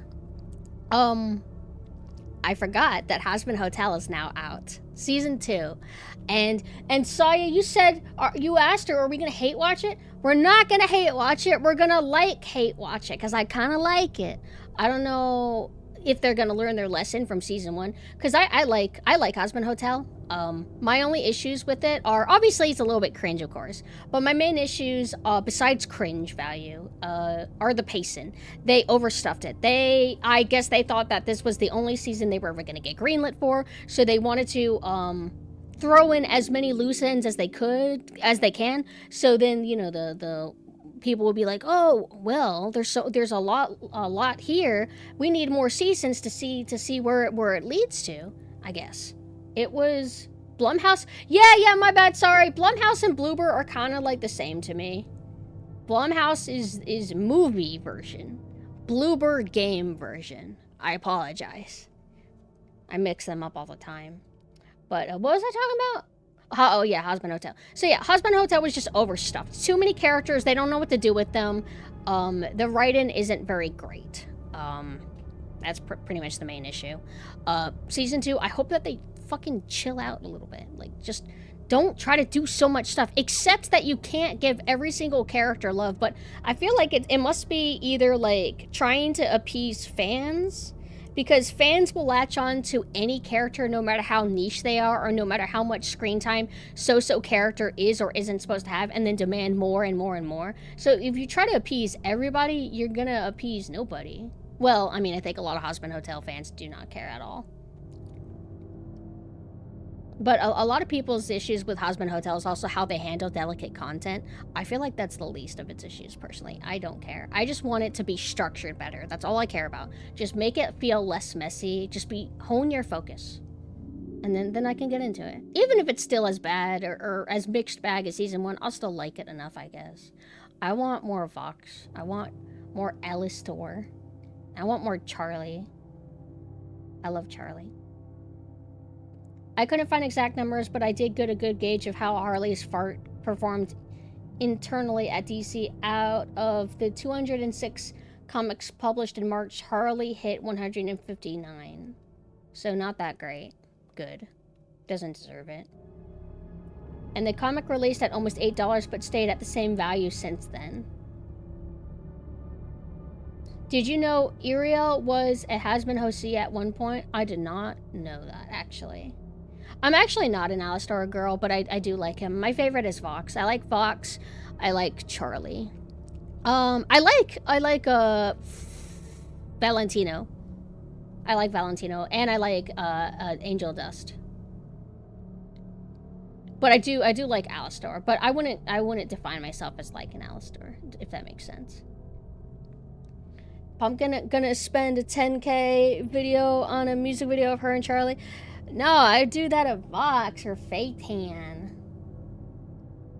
Oh, that's right. We're gonna have new songs, aren't we? I liked a few of the songs from season 1. I thought they were okay. Like Hell of a Boss way more than Hazbin, but it's a mess too. Hell of a Boss, I like aspects of it, but what really ruins these IPs is just how much it's about shipping. Shipping is kind of cancer, whether it's fans or like the type of people who were fans and like shipping and stuff, and then they go on to make their own stuff and then focus so much on shipping, which is basically Vipsy Pop. No offense. Oh, hi. Thank you for the sub. It's like, I'm not really that partial to romance, but I do think that if it's just so much romance, so much shipping, I just can't stand it. And I don't think it's particularly good. But while I say that, I do like, what's his face? Blitzo and who is Owl? I like their relationship, I guess, because it's toxic. But they're doing too much stuff. Oh, you know who I hate the most in Hell of a Boss?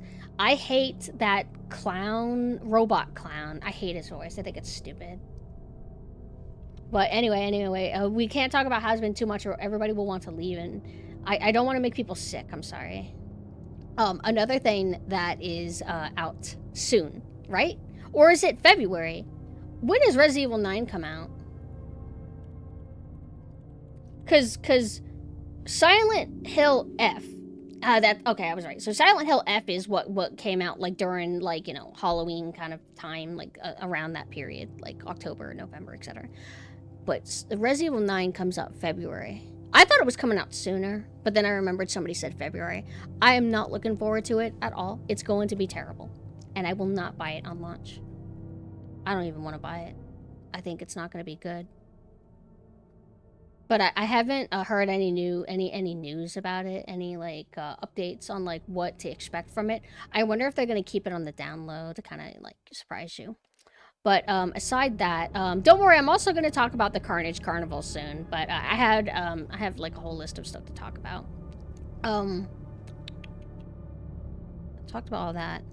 So I started reading 2 manga, one of which I finished and one I kind of put on hold. Monster and Billy Bat. So I've been hyping Monster in my head for a very long time. I did watch some of the anime a while back. I really liked its presentation, how it doesn't feel like it's trying to be an anime. It feels like it's mimicking the presentation style of a live action mystery investigation series. Read the manga though, because I'm like, I'm never gonna make time for an anime. I'm never gonna make time to just sit on my computer and not multitask. So I feel bad to say. Everybody's calling it 10 out of 10. I know everybody really likes Monster, and I thought that it was gonna explode my brain.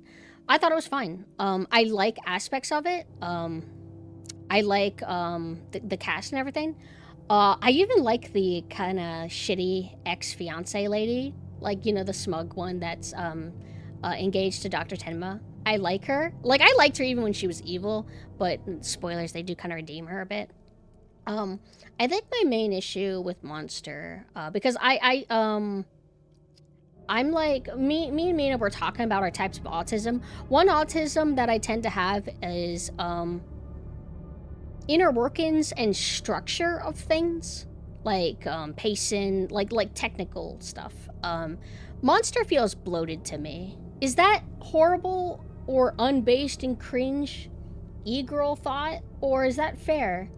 Am I fair to say that Monster feels like a little bit too bloated for my taste? And I like slow burn and everything, but the way Monster does it, I don't fully agree with, but I still like it. I still like its all cast. I do like everything about it, aside that. Billy Bat, I left off because they started getting into Judas and Jesus, and I'm just like, what is going on? What is this? But the main character in Billy Bat, he's very attractive. I like him. He's exactly my type, I gotta say. Let me pull up a photo of him. I still need to read it, but I'm just like, I'm kind of like caught on, like, I'm gonna give a spoiler. So if you don't want the spoiler for what Billy Bat is, done by the same guy who did Monster, by the way. Ready?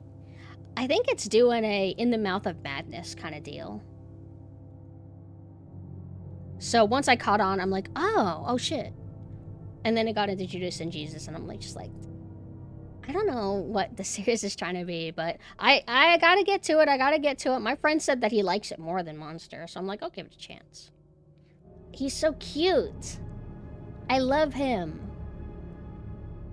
I love this artist style, too. I need to read Pluto. Pluto is Astro Boy, right?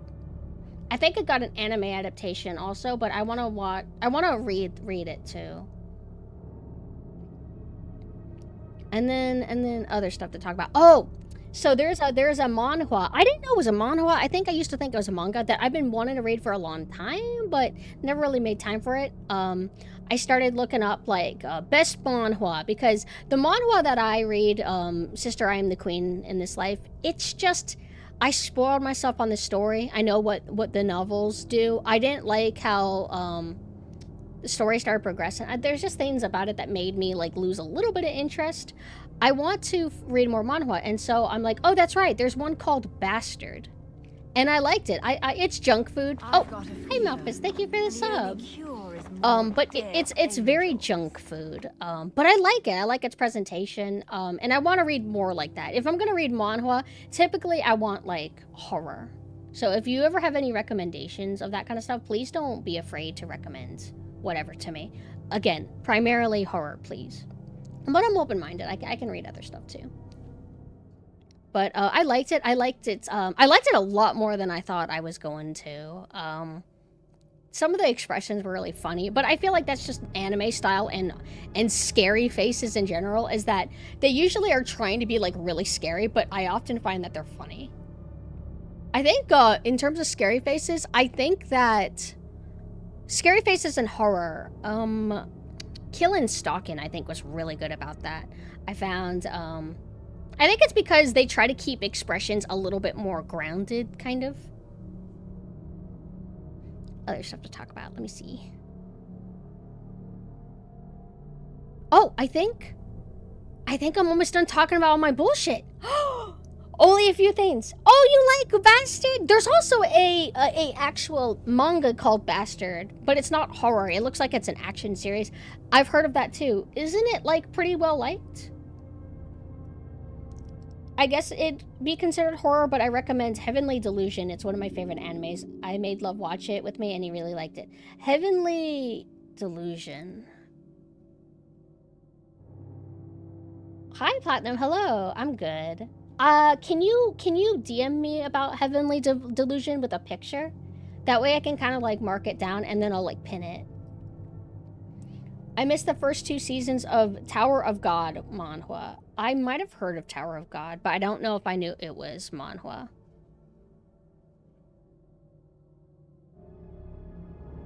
Yeah, please. I'm totally open-minded to that. But let me finish my other stuff to talk about.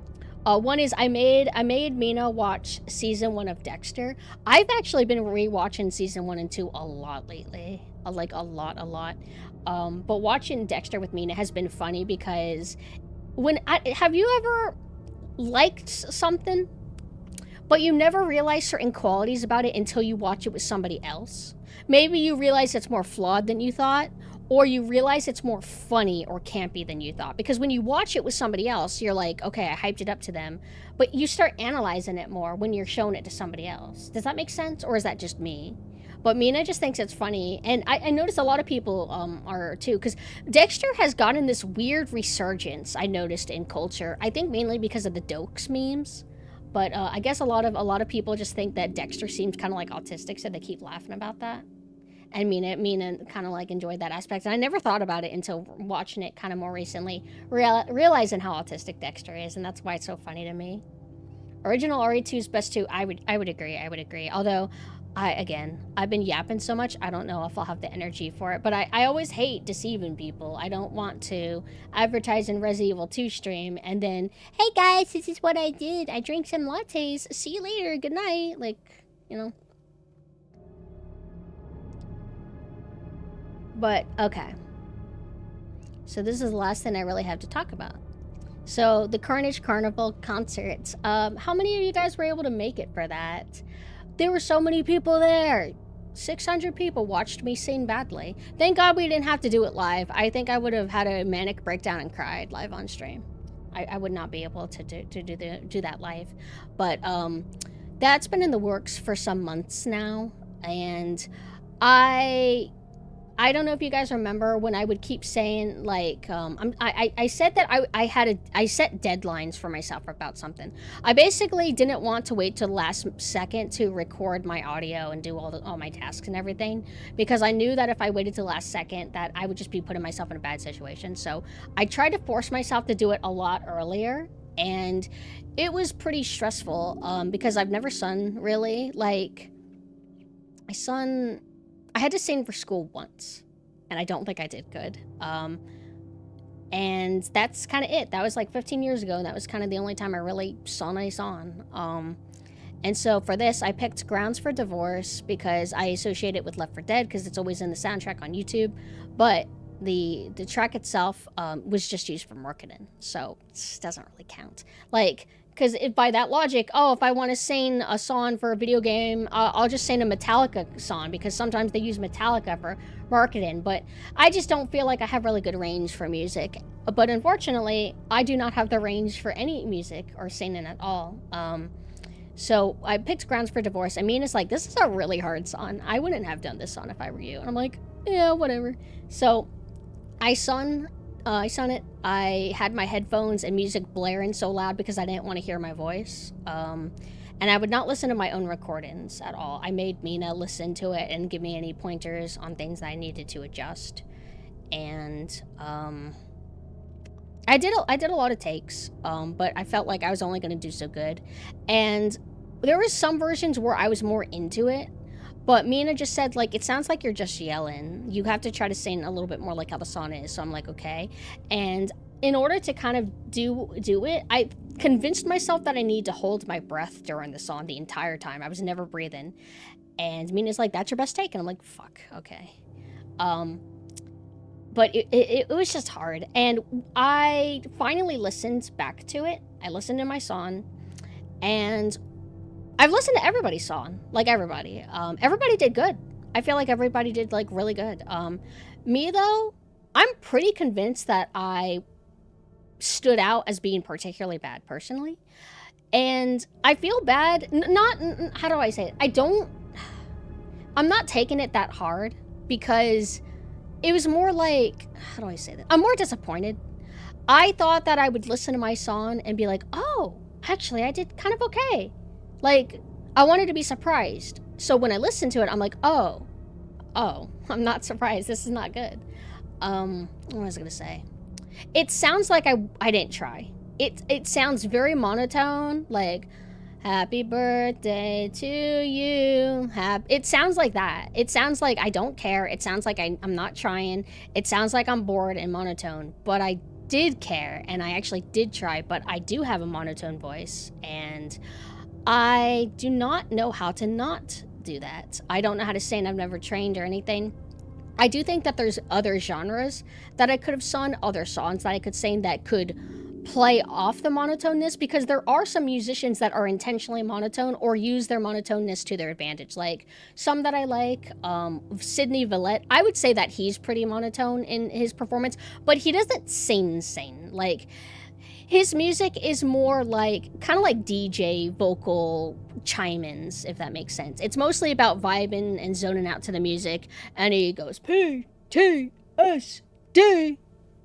yeah, like every now and then. You know what I mean? Hi, Orchid, hello. There's another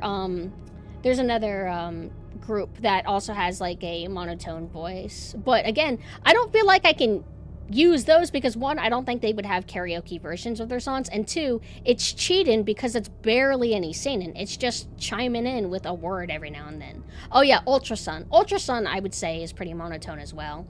But if I ever did something like that again, maybe I would pick a different song, but I don't know. I feel like content, I guess, with the failure. I am disappointed a little bit in myself, but maybe I just gotta stick with art, and even then I'm not particularly good at it. I think to anyone that watches it, it sounds like you tried, but you also know me. I feel like if people don't know me, they might think I didn't. But I've been like popping around streams and people say really nice things to me, like, oh, you did great in the concert, and it feels kind of weird, like, you listened, you saw that? But it was a very nice experience to kind of come out of your comfort zone, because I've never been involved in like a big project, like as a VTuber. So that I just decided I'll do it, because, like, why not? Try to be brave, do something that I haven't done before. Have you looked up videos on YouTube about singing? Oh, that's another thing. My throat issues, they hurt. Whenever I was singing, my voice was getting very hoarse and my throat was hurting pretty quickly. So I don't even think I have particularly good throat health. It also doesn't help that I scream when I stream. I'm a very emotive person, so I involuntarily scream. I'm not trying to, like, do it on purpose. I kind of want to train myself to stop. If I die in a video game, like if I'm playing a multiplayer game and I'm really excited and having fun, I don't want to scream when I die because it's hurting me really bad. So I'm paying for it. So I think that it's too late for me. Let's say I did want to sing. Let's say that became my new dream. I think it's too late because of my health. But Mame has throat issues too, and she's practicing a lot. But I think she's more determined to make that her thing, and I'm really proud of her. I loved her song. I thought she did great. The voice is like a muscle. I'm proud of you for doing the heavy lift. You'll be improving over time, and I don't think you're any less cool for where you're at. Thank you, thank you. But mostly, yeah. It's a little embarrassing though, because of how many people saw me sing. Because like, I think the quality, like I said, it's too noticeable of a dip for me. That's how I genuinely feel. It's not supposed to be a contest though. I don't like the idea of like ranking who did best or worst or whatever. But the only reason why I'm making it of note is because I think everyone else was at a proper quality, and then I'm just like 10 notches below everybody. So I'm like, damn, I wish I could have like stepped my game up, you know, and not like bring it down for the others. But nope, no, only I'm the one who thinks this, or maybe some secret like people who also hated it, but hated mine, you know. But you guys and everyone else is nice. I don't like to be nice to myself. Should I play my song? No. I thought about playing it to dissect it, but I don't want to.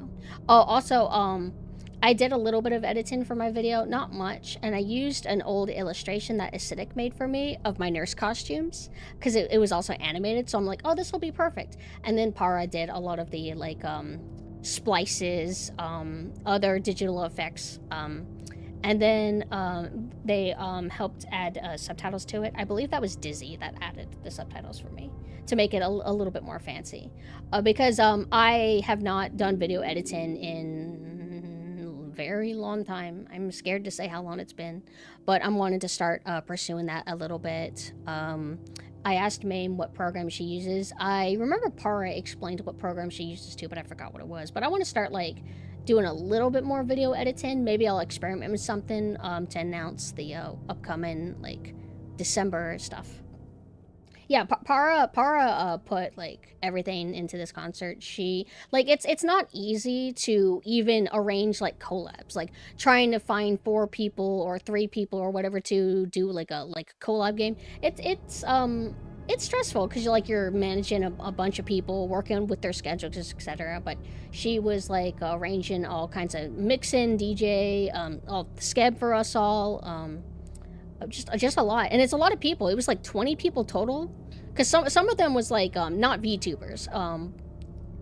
It's a lot, but I think it turned out great. I think Power is a really good host. I think that the pace of the concert was very efficient and quick. I liked it. I really liked the vibes, and I liked there was like one DJ that did like a really long music video part with like lots of like glitchy and rabbit themed edits. It was so cool. Edit my feet bids for your OnlyFans. Sure, send them my way. But yeah, that's pretty much all I really have to say about just being away. Just now it's time to relax a little bit. Hold on, let me. Did I miss anything?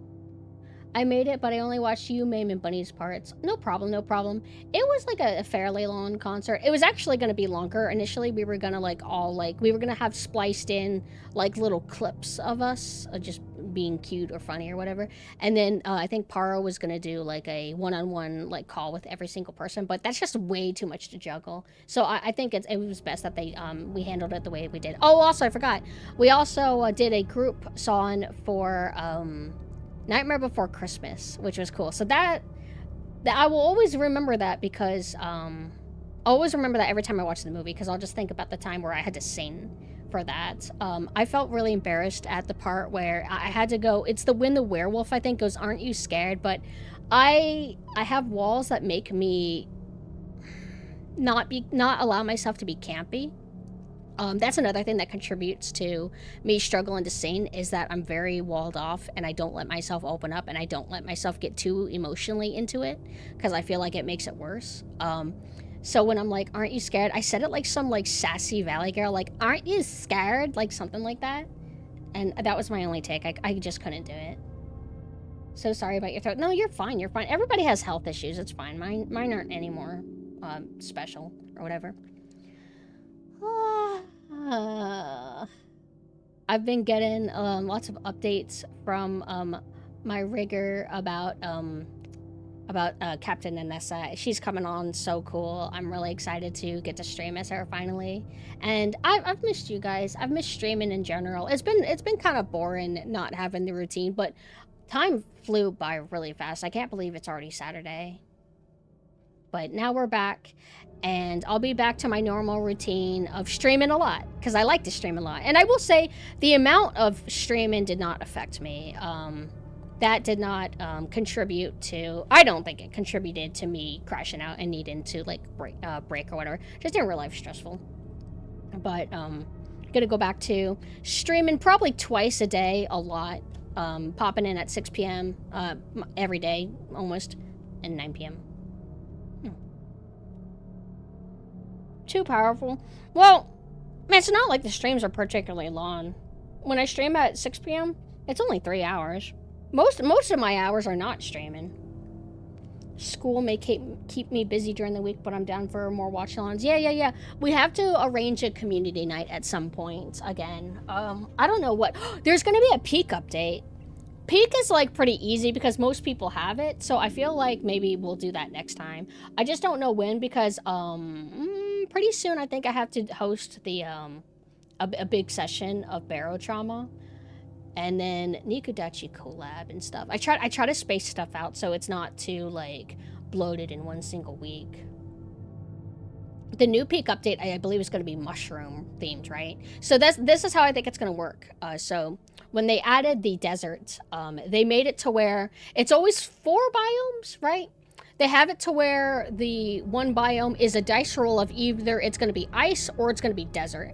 And so for this new update, I think it's going to be either, like how the dice roll will work is you either get the spiky jungle with all the poison or you're going to get the mushroom jungle. I think that's how it's going to work.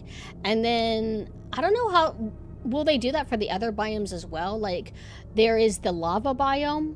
And then there's the volcano biome. I think the volcano biome is always going to be the volcano, but is the lava one ever going to be swapped out for anything? I don't really know. It's a forest replacing the tropics? Oh, shit! You might be right, actually. So you won't start at the beach. But the beach kind of biome isn't really that hard or anything. Just kind of basic. Isn't tropics what the jungle was called? Oh, I thought you were talking about the beach. Is it tropics? I just always call it spiky poison. On the bright side, if it's mushroom related, then maybe I can grind for my badge in one biome. Wait, why? Like, what badge are you trying to get? I think I'm kind of mediocre on the badges. I love mushroom related stuff, though. I do have a mushroom costume on the way, by the way. I love mushrooms. They're just so cute. No, I don't think the beach or the volcano will ever be replaced. Okay. I hope we get lots of updates. I know that the Peak devs said that they weren't, like, they didn't expect the game to explode like it did. And they said to please don't expect, like, 5,000 updates. But I want, like, a decent amount, please, because it's so cool. Oh, and I played some more Friend Swap. So I played RV There Yet, and I also played Gone Fishing. Guess which one I refunded? RV There Yet, yes. It was RV There Yet. So, it felt more polished. It's more cute and more aesthetic than Gone Fishing. Gone Fishing is way fucking jank. But from a premise standpoint, I liked it more. RV There Yet, I get the appeal. But a lot of the game is you're driving in an RV, but you are in a forest all the fucking time. So it feels like you have to start and stop every 5 seconds to do some gymnastics to get that RV through stuff. Like, I do see the appeal, but I don't feel like it's particularly fun, especially for the driver. Because the driver is just, like, driving and then, all right, now I gotta wait here for 30 minutes while they figure stuff out. Granted, I guess the driver can get out, but there are times to where you need somebody to stay on the wheel, so... I don't know, I think I would rather play a different, like, RV simulator game. More about the traveling aspect rather than getting out every 5 seconds and pushing it a little bit and Does that make sense? Because I think RV There Yet, it's really well liked. Other people like it, but I think it's just a miss for me. There's another Friend Swap that, I was told about it before. I had to look at my wish list to remember what it's called.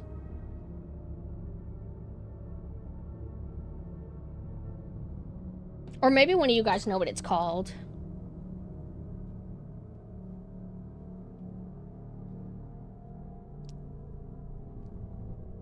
Did I already have it in here? I want to like...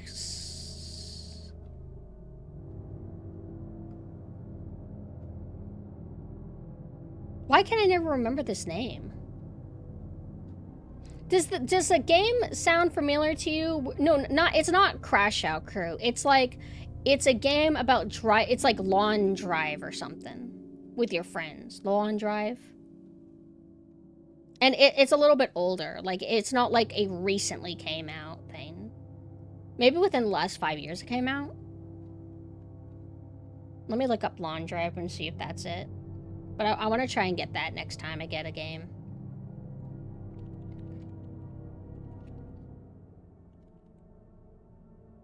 Yeah, I think this is it. The Lawn Drive, random generated open world semi-post-apocalyptic survival car driving game. That is a sentence. That is a very long sentence.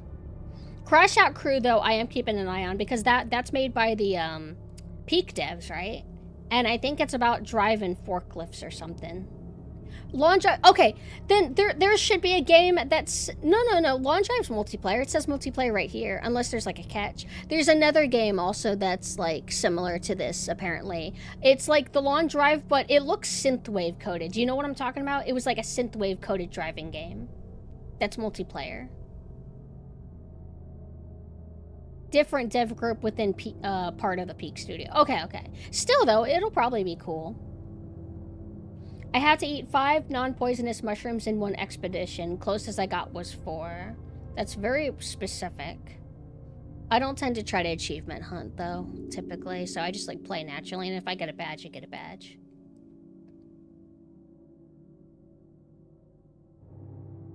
We were too powerful. I don't know how you do it. I just built different, I guess. But are you guys ready for a little bit of Resident Evil 2? I almost forgot that I had prepared to dress as a nurse because I don't use my biohazard forms outside of October. I've decided that's going to be my Halloween costume. Speaking of, I did show up on another like kind of micro collab where it was a costume party contest. Let me go ahead and shout her out. Let me find her Twitter properly. So I believe it was yesterday. No, it would have been the day before yesterday or something like that. Oh shit, I almost raided her. I don't even know if she's online. Hold on.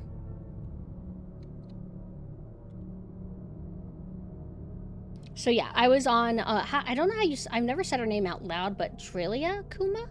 We went on her stream and I showed off the Nanessa biohazard patient costume. And I don't know if the votes are done. You can vote for like whatever your favorite costume is, but vote for your favorite costume. Don't vote for me just because you know me. But I think that I'm not able to see where the votes are at the moment because to see the votes you have to vote yourself, and I already voted on my phone and I don't want to re-vote on a computer, so I had to go and look at my phone to see where it's at. But I don't think I'm gonna win, but I was just happy to like be a part of another event. I thought that was fun. I hope I can be part of more events, and I hope that one day I can be brave enough to maybe host an event myself. Hello Blaze, hi. How are you doing? But I'm wearing my nurse costume because it's Resident Evil 2. You know, it's syringe. It's kind of Resident Evil, kind of, right? I mean, Resident Evil doesn't have nurses at all, but that's okay. Oh my god. What a missed opportunity. There was no zombie nurses in Resident Evil 3's hospital section, was there? Imagine. That's what they could have corrected in the remake, and I don't think they did. It was just a bunch of stupid hunters. No nurses. But there is a game. There is a game that's about, it's literally copying Resident Evil 2 remake, sort of. It's like, what is that game called, Mina? It was like Ruin Hospital or something. And it's about like big booba zombies. And it looks terrible, and it's made by the same guy who made, I think, Vampire Mansion, where you're playing hide and seek with a vampire, and all the models look like porn models. They have that kind of look to them. You can tell what they're normally used for, you know what I mean? Just got a pizza. Oh yeah, I ate pizza recently. It was quite decent, but if pizza doesn't have enough sauce, I don't think it's good. Pizza needs to have a lot of sauce for me to like it. I feel like I don't use this costume enough. but I love it a lot.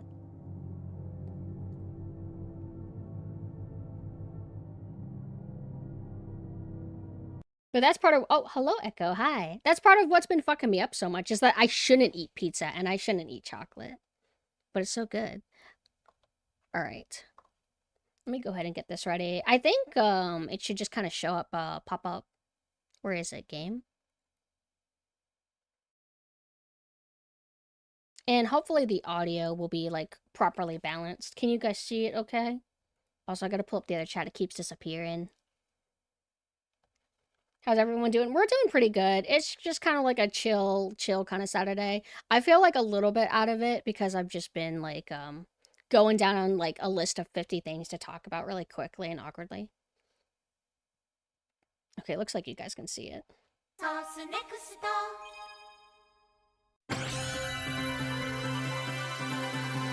Breakfast, I had bacon yesterday. Bacon's another thing that I shouldn't eat because it's got a lot of fat on it, but it was so good. I want turkey bacon though. I like turkey bacon. And we didn't have any maple syrup. I like to pour maple syrup on sausage and bacon because it's sweet and good. Okay, what was it that people said? Arrange mode is hard mode?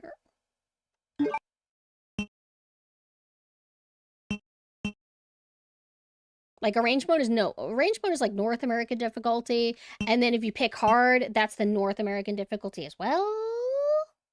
Right?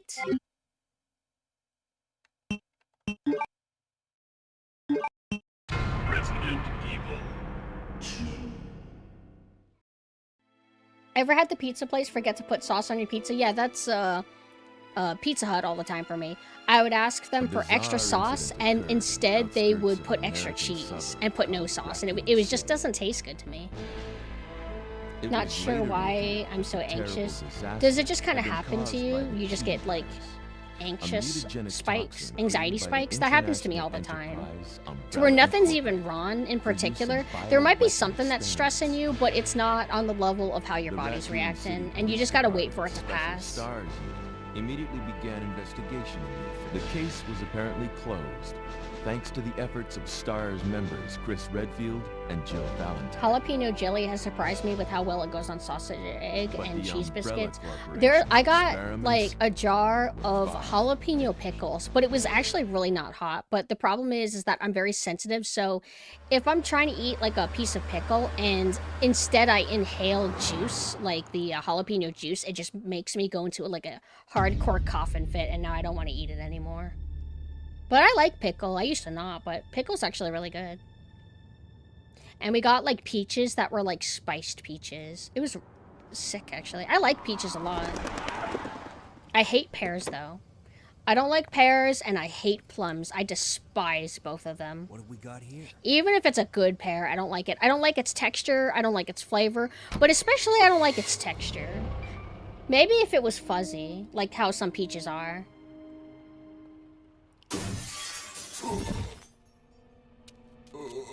For me, I get anxiety spikes because of either visual or verbal triggers. I'm still sorting things out, but sometimes it happens during lecture and I can't focus. It's weird, right? Visual or verbal triggers, though. Like, what's a visual? If you can say. I don't know if that's like too intimate, like info. What could have done this? You drink the pickle juice? I don't know if I could do that. What are these things? All right, that's far enough. Don't move. Don't. Wait a second. Oh, did I tell you that I saw a movie called Weapon? Did I see Weapon during my break? Like, did we talk about it? There's a movie called Weapon. Please don't spoil anybody on what it's about. I was surprised what it's about, and I'm like, oh, this is actually pretty clever. Like, I like this.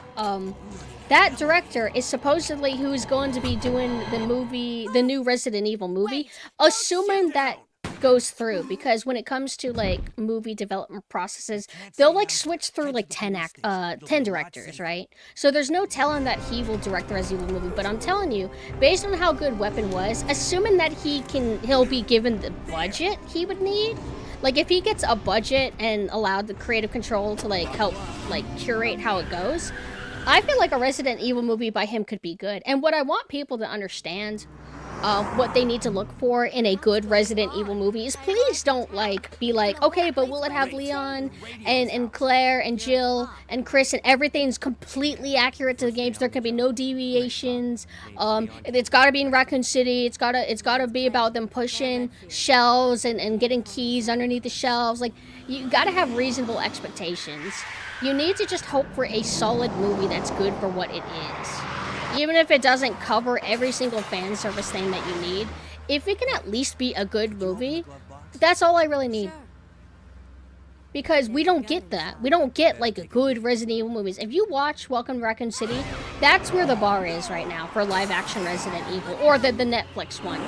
You're getting these things that, they're not trying to be faithful to the games at all, right? But they're not even good movies. They don't look good. They don't sound good. They're not casted particularly well a lot of the time. That's what you get.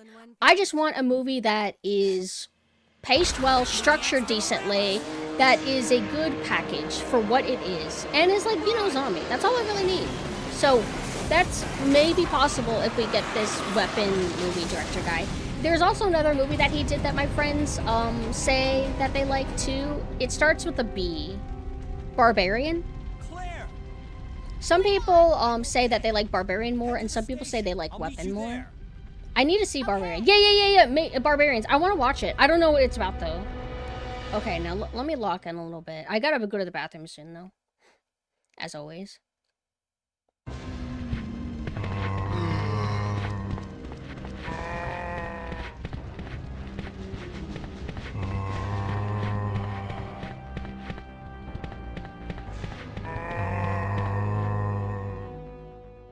If you liked Weapons, you'll like Barbarian too. Good, I'm excited. I dislike how the RE movies feel more like junk food than the spectacle they should be. Which Resident Evil movies are we talking? In my opinion, the only good live-action Resident Evil movie we got is just mainly the first one. I do like the second one, but once I realized, because people helped point it out, that it's trying to be Paul W.S. Anderson style, but not as good. I'm like, you know what? Freeze! You're fucking right. It's not. And they are trying to be like him. Hi, Blanca. But I like the first Resident Evil movie as a junk food sci-fi horror. I think that it's actually decent. You could probably do some cinema sins. This actually sucks, actually, because all of these little tiny things. Which, I always say that tiny things do add up and they can hurt your experience. But sometimes I can still look past it depending on the overall package and how it feels, right? And I like that movie. And I think it's good for what it is. And that's why it's dumb that people are like, oh, Welcome to Raccoon City is a better movie than the Paul W. Anderson movie, because it's in Raccoon City, and it has Jill and Claire and Leon, and that's why it's better. And it's like, it's horrible, though. It's ugly. It's garbage. It's not better just because it's got your mascot characters. I'm just saying.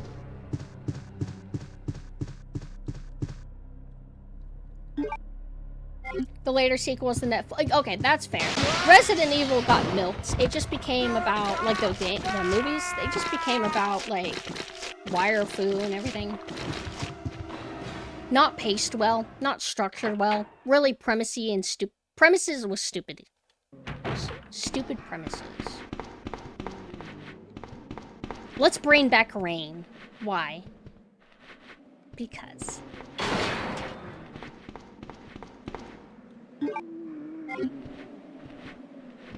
I don't know what the shoot button was. If you do things properly, you're able to, like, shoot them and they stumble and then you can run forward, but... Nope. There's always 3. I'm getting criticals again. I'm gonna be honest, I don't like the R.E. Anderson movies, but they are hilarious slop to consume. Just having Alice, Kung Fu, Nemesis, and other dumb... Yeah, they get, like, way more ridiculous and stupid as they go on. Do you not even like the first one? Because, like, the first one, I hesitate to call that slop. I mean, I think some people can call it slop if we're talking the general sphere of, like, horror sci-fi. But I feel like it's like, it holds its own still.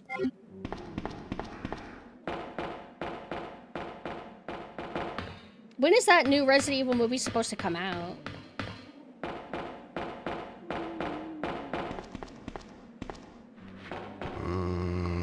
I'm not confident enough to, like, try to be cheeky. Wait, maybe I can.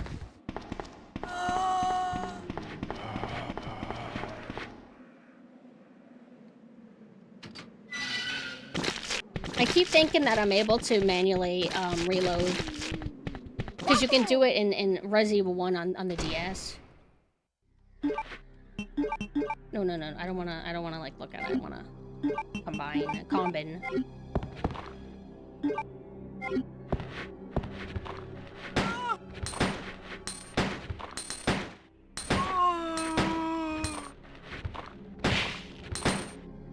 Damn, I'm getting lucky with the criticals. But yeah, you don't get this in the I did technically stream a bit of this game, but I deleted the VOD because I ended up like ending it so soon and was like really miserable and everything. But we gotta treat this like I haven't streamed it in a while, right? Because the last time I fully played through this, I was my old Live 2D, so you don't really get to enjoy Raccoon City in the Resident Evil 2 remake or the Resident Evil 3 remake. You don't get to see all the clutter and chaos, not intimately anyway. It's just you kind of like fly through it in both games. And in the RE2 remake, they completely gutted out the city section. All it is just like, oh, here's a bunch of zombies, quick turn and run through some dark areas. You don't get to enjoy the visuals. You don't get to see as much like clutter, destruction, broken glass everywhere. And it sucks because it's cool. Like, I love this. More of a color palette to the original games. It wasn't about being all dark and filtery. Like, try and count how many colors you see on the screen in this.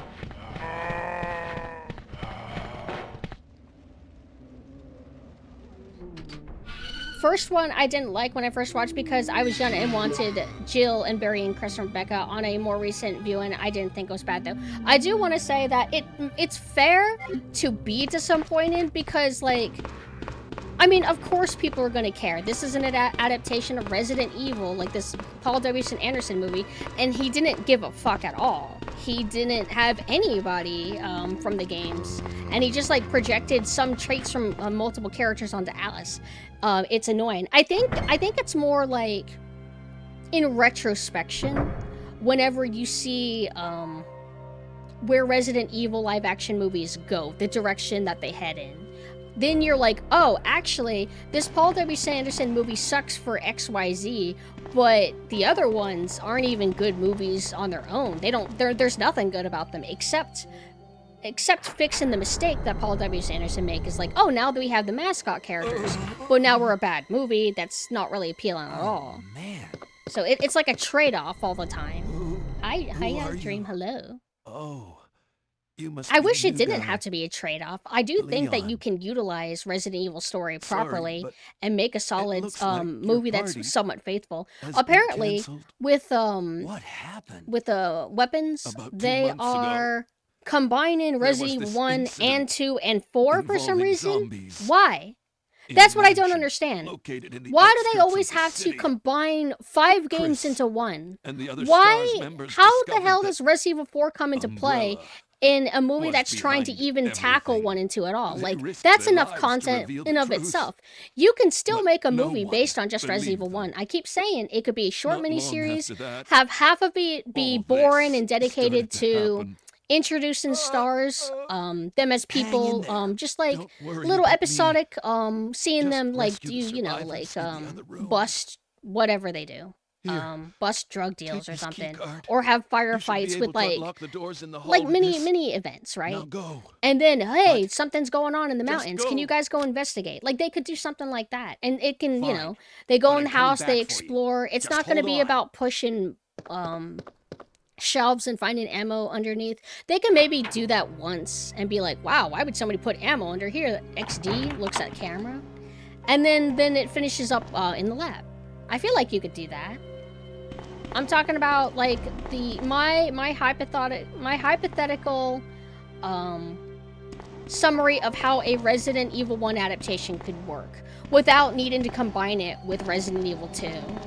Because a lot of directors think that, like, oh, let's adapt Resident Evil 1, but we also need to mash it with Resident Evil 2 in one go. You could keep it separate, but if you're gonna mash them together, fine. Mash 1, 2, and 3 together, fine, whatever.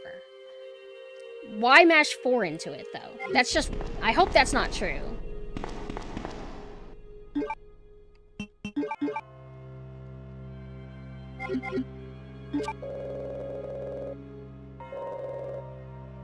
Sounds like it's not gonna go well. Like, the best I can think is it'll be RE4 Leon with flashbacks to RE1 and 2, but that doesn't sound good. Maybe what it'll be is... it'll have, like... Easter eggs that allude to Resident Evil 4? Like, the movie starts ending and be like, what's that, sir? It's the Lost Plagas. Looks at camera. What's that? Fades to black. Maybe something like that? Now, I'm pretty sure there is a mechanic that lets you switch your target, but I don't remember what the fuck it is. So that's the problem. Whenever you get to the first save room, you quickly aim, and whoever it aims on, you just need to start unloading. And ideally, I wanted to aim and I start unloading on the chick. I don't want it to go to anyone else. What is the fucking button to switch targets? Because I know in RE3, you can switch targets to the barrels. Like, there's a specific button even for it. Yeah, for this game, like, I'm trying to remember, like, how you switch targets in this. Be right back, gonna make myself something. Okay, no problem. I kind of like this lighting more than the remake lighting. Yeah, I feel like it just... a more variety color palette is just more interesting than everything is either like black and blue, green and black, yellow and black, you know. Whoa! See, I'm not on the top of my game. I never fuck that up. Okay. I'm getting a little bit jumpy. I'm like, all right, it's time. It's like, wait, no, I gotta go through here first. I don't typically like to save early because I'm normally confident in this game. So whenever I didn't die, but I ended up resetting because I got angry like last time. But I ended up just rage quitting the entire like stream instead. But if I get grabbed by one zombie, I'm gonna probably start over. I can't help it. I have a pride thing. I can do it. I know I can do it. It's the run button while aiming. I wish there was like a safe room where I can practice that on. But like whenever you start the game, you gotta move fast because you have like a very narrow path to weave through the zombies. Like whenever you are like in front of the fire and the exploded car, you gotta like move quick because it's like muscle memory. If you wait a little bit, your routing needs to change because they've all moved a little bit. Does that make sense? So you gotta just move fast. But that's one cool thing about original Resident Evil 2 is that they throw you into it. Resident Evil 1, you are eased into your first zombie. And whenever you encounter your first zombie, it's one zombie and you can run away if you want. So a lot of people probably don't know that you can do that and they probably try to fight it, but I don't think that zombie will have a lot of health. Typically, you can take it down pretty quickly. And then in Resident Evil 2, they start you and it's like 5,000 zombies and you need to be good with tank controls and you need to weave around them. Almost like they expect you to have played the first game and they just throw you in the fire. And you might struggle, you might die. If it's your first time playing, you might struggle with that part, but you know, I like that. I like that they put high pressure on you immediately. The remake of RE2 babies you by making it to where, oh look, here's a wall of zombies. Quick turn and then go weave through the obvious path that's way too generous and what's the term? Oh shit. Damn it! How do I unpause? Hello? I can't unpause. Damn it. I'm starting over. Hold on. I'm in a better mood to take it this time. What did I do wrong? How? I don't understand. Is it because... Resident Evil It is dice roll on like how many oh god, what is it? Oh god, jeez. Whoa. I don't want to tip, no, because I've done it before. I'm trying to remember it myself. Resident Evil. But it's dice roll on how many bullets it takes to take somebody down.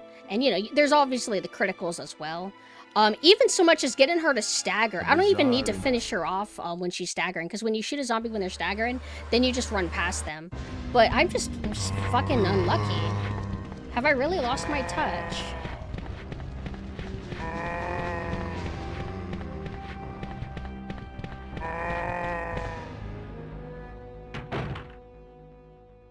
I do feel like with this game, the color choice was by the hardware at the time. CRT TVs definitely needed brighter rooms due to a lack of contrast. Just thinking on the base level of little Timmy with his PS1 and a basic TV set. I feel like that's a good theory. Who are you?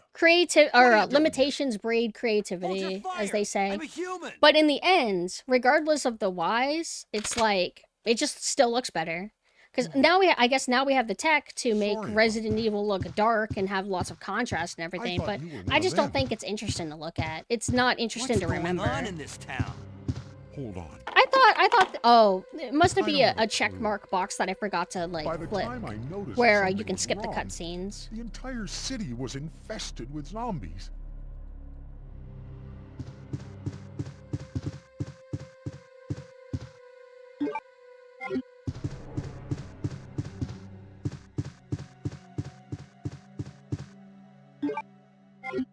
Luckily, going through this section isn't overly hard. I did wish that you could skip the cutscenes at least. That way, it wouldn't be too consequential, but whatever. We'll allow a little bit of punishment. The problem is that I don't think I'm having off days. I think I lost my touch because I think muscle memory-wise, I forgot how I normally do that spot.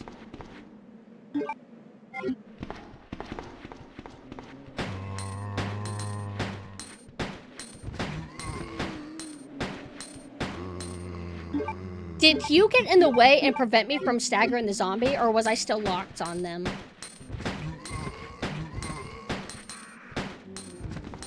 Alright, one of them is probably not actually dead. Yeah, there we go. Let's conserve ammo. At least having to do this part over and over again forces me to practice, like, doing it. Because I've been on point doing the beginning at least, but I'm struggling on that damn spot where I got grabbed.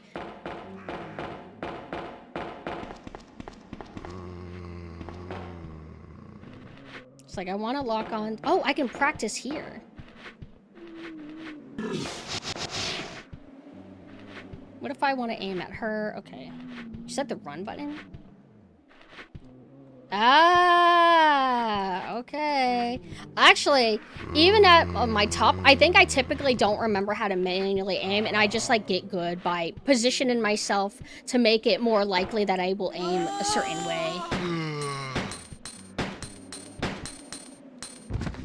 No, bitch! Yeah! That's okay, that's okay, that's okay, that's okay. This is one of the spots where I sometimes get grabbed. I'll take it, because you don't get comboed as easily there. That's why you don't want to get grabbed by the damn save room, because you get comboed.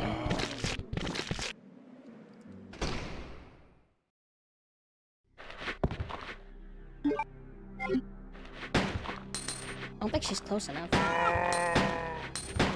I don't know if I'm actually hitting her.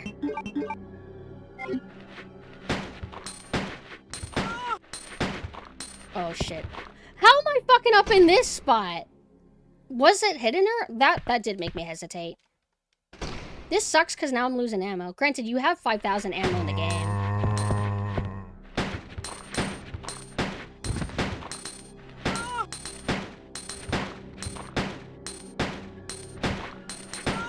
This fucking bitch.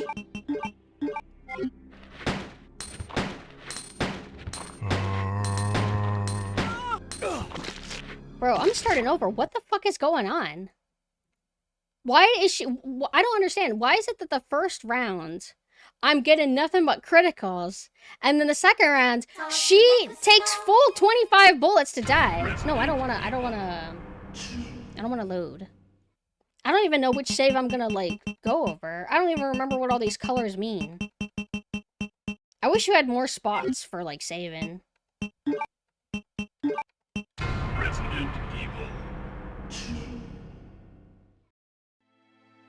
This is actually the roughest I've ever performed in this game. Hold on.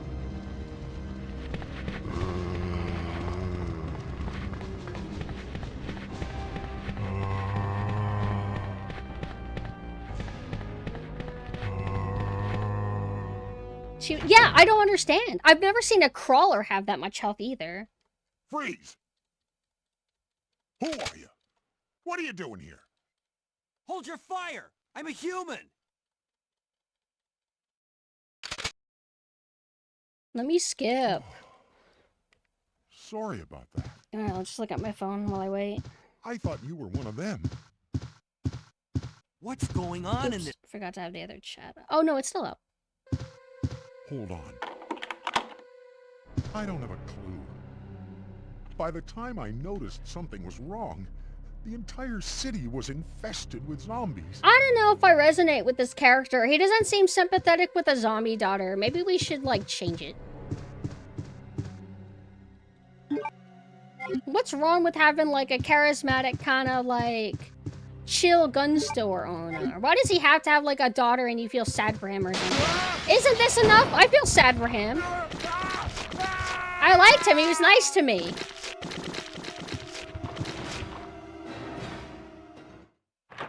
I also think that having places be lifeless, colorless because zombies drove humanity out, it makes for a better sense of dread and uneasiness as you go to room for room.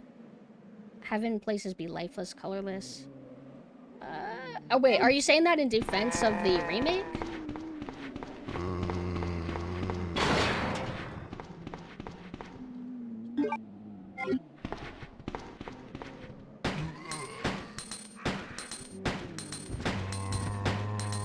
I don't even know if it was, like, locked on. Like, I downed an enemy, but did it automatically start targeting somebody, or were they too far away?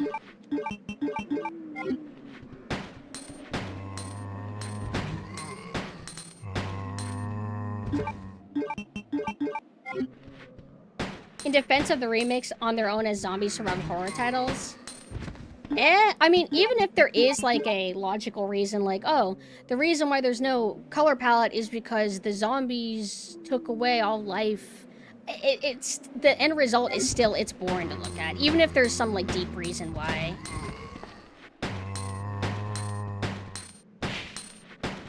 See how it didn't lock on? Oh, it must be because he was already fallen. Damn, why am I fucking up every single time? I'm gonna crash out because of my mistakes again.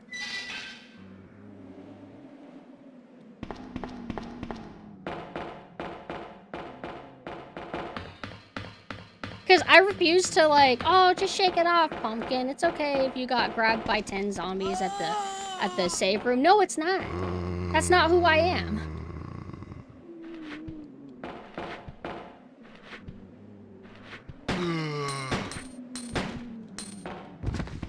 Watch me get grabbed by her too. Why not? Everybody gets a piece. Damn it! Why is the pause button left trigger?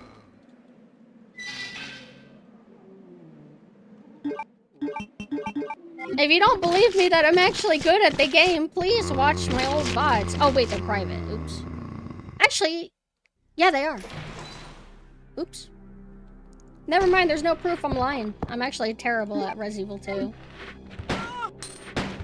I just have to hope that she's definitely locked on.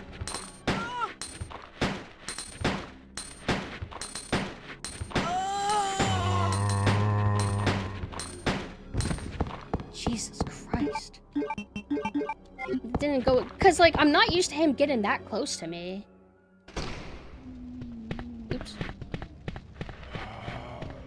This used to be where I was most likely to get grabbed, this spot. But I've been doing okay here. Hi, cutie. Hello.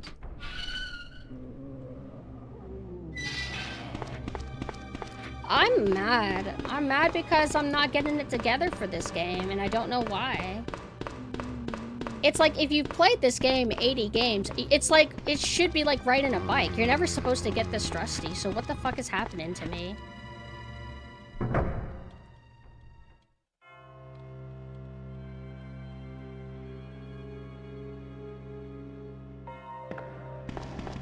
Overthinking? No way, Mina. Have you been watching? I'm doing everything wrong. Like, I'm getting grabbed by zombies I shouldn't get grabbed by. The damn floor bus zombie has 25,000 health for some reason when she normally doesn't. I'm gonna say that's my fault too somehow. Maybe I willed it. Oh wait, I don't need to do this yet. I wanted to like switch up the routine. Mina, like I'm keep fucking up. And I don't know, there's always like a dice roll that I do fuck up at that spot, but usually I'm on point. The damn, by the first save room. Why? I did remember the button to switch targets though, which is really cool. I haven't done that in a long time. Man. Who are you? Oh, you must be the new guy. Leon. Sorry, but it looks like your party has been canceled. What happened? About 2 months ago, there was this incident involving zombies in a mansion located in the outskirts of this city. Chris and the other STARS members discovered that Umbrella was behind everything. They risked their lives to reveal the truth, but no one believed them. Not long after that, all this started to happen. Hang in there. Don't worry about me. Just rescue the survivors in the other rooms. Here, take this key card. You should be able to unlock the doors in the hall with this. Now go. But just go. Fine. Hi, Cobra. But I'm coming back for you. Just hold on. We're playing Classic RA2, but I'm bringing great stream to it by doing everything wrong. It's my most humiliating moment of the evening. Alright. You were right that it was the run button. One of you guessed that that's how you do it.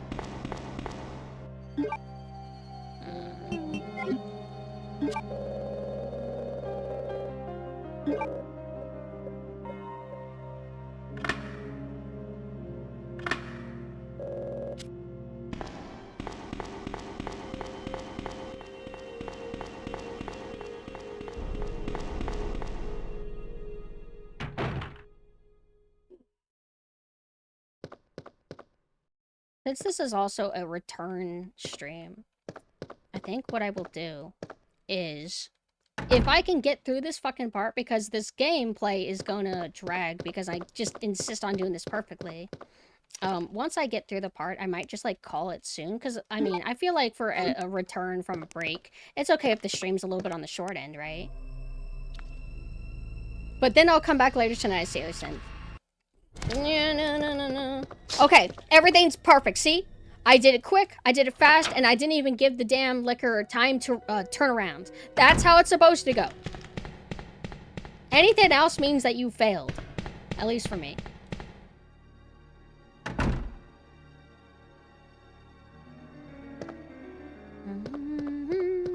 We're not picking up... Oh, that's right. We are supposed to pick up files. Because we were trying to enjoy the game instead of rush through the game. We're treating it like we haven't streamed it in a while. But I don't even know if I'm going to be able to do the part correctly or not, so... Do I normally... Maybe I weave around the girl zombie. Is that what I... No, because it's so fucking tight. I know I normally shoot her. Maybe normally I get a lucky, easy, quick stagger on her, and then I run past her, right?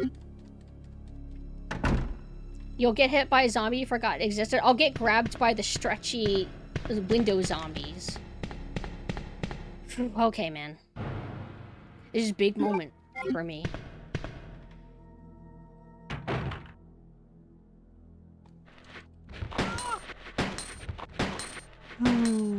Oh!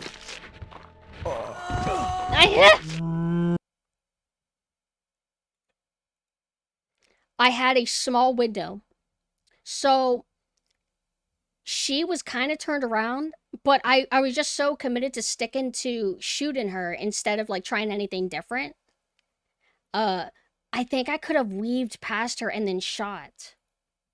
But I keep thinking that she's gonna grab me first, and it's always the male zombie, like, closest to the camera.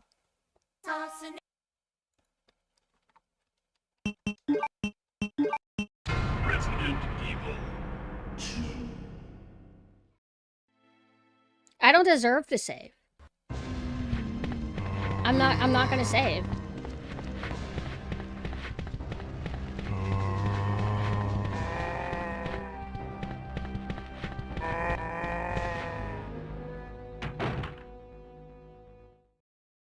Freeze! Ugh, I hate watching this though. Who are you? What are you doing here? Hold your fire! I'm a human!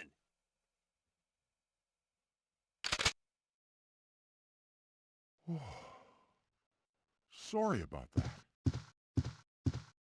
I thought you were one of them.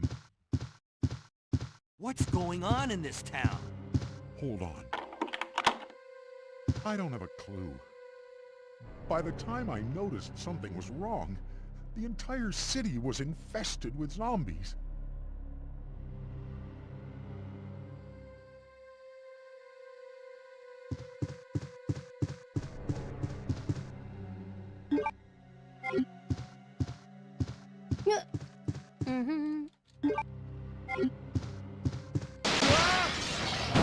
I'm gonna play this game like a normal person. I refuse to save. It's not who I am. Nobody should save immediately if you're experienced.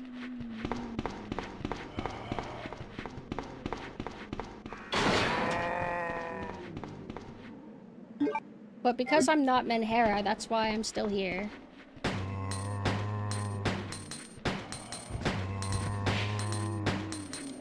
This time I got a critical. Can I get a critical on the damn bus zombie?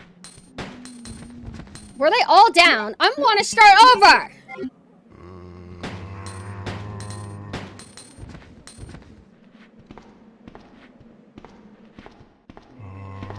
Okay, so you're alive. Oh! Ugh! I quit! It was not meant to be.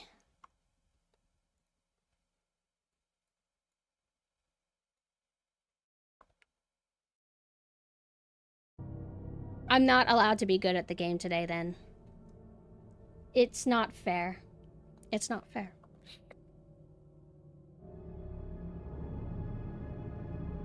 It's not really a crash out, though. It's more like I can't actually keep doing this to you guys. I might practice off stream to kind of get it back on point.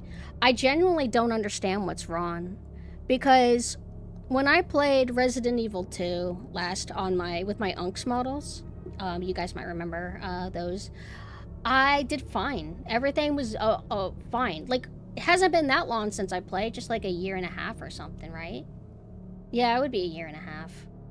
How is that enough time to make me make such amateur mistakes? I don't understand it. It's not a good attempt. It's a horrible attempt. I bring great shame to my lineage. But it's just not supposed to go this way. And I just cannot push through it, I guess. I don't know. I'm sad. Why is it an off day again, though? I don't get it. I feel fine, I think. Like, when this happens, like, in, say, Resident Evil 4, for example. Resident Evil 4, most of the time, I perform the village section and everything, like, perfectly and fine. But sometimes I will have off days where I can't even do the beginning village section properly without getting grabbed a lot or hit a lot. And then I know, oh, today's an off day. So then I turn off the game, play it another day, and I do, like, perfectly fine all the other times. But this, it's like, no matter how many times I restart it, it's like my body is not adapting properly. Did I pick the difficulty incorrectly? Because normally I play North American difficulty, like I normally, you know, play like the version that has less options. I usually pick normal, and then the game, and Leon, and then the game starts. But this what do you call this thing? This PC version, Rebirth or whatever it is, it gives me 10,000 options. You can pick North American difficulty, and you can pick hard difficulty and a range. I don't really understand it. Like, am I giving them more health than I'm used to them having? Because, I mean, I don't typically play the Japanese version, which is the easiest. So I know that's not the reason why I'm struggling. So what's going on? And again, is that it? Is that why the bus zombie had 5,000 HP when she's not supposed to? Could be added pressure because of how you felt last time in the back of the mind. Could be awful luck. I should get over it, though, right? And I have a feeling this is going to happen next time, like whenever I come back, which maybe Monday? Like, I'll be back as Sailor Synth later tonight, but as for, like, resuming Resident Evil 2, it should be Monday. But it's going to probably happen again. And I can't tolerate that. I cannot tolerate getting group grabbed by the damn save room. It's just not who I am. Save a few times, you got him, possibly, wait. Possibly saw a few times you got him in 2 or 3 shots, and some they just ate so much. I don't know. I've played it a lot, and it just never goes this way. We're a community, we're here to share the good and bad times. I don't want to share the bad times, I only want to share the good times. Oh my god, there's so much, like, cat hair all over my mic.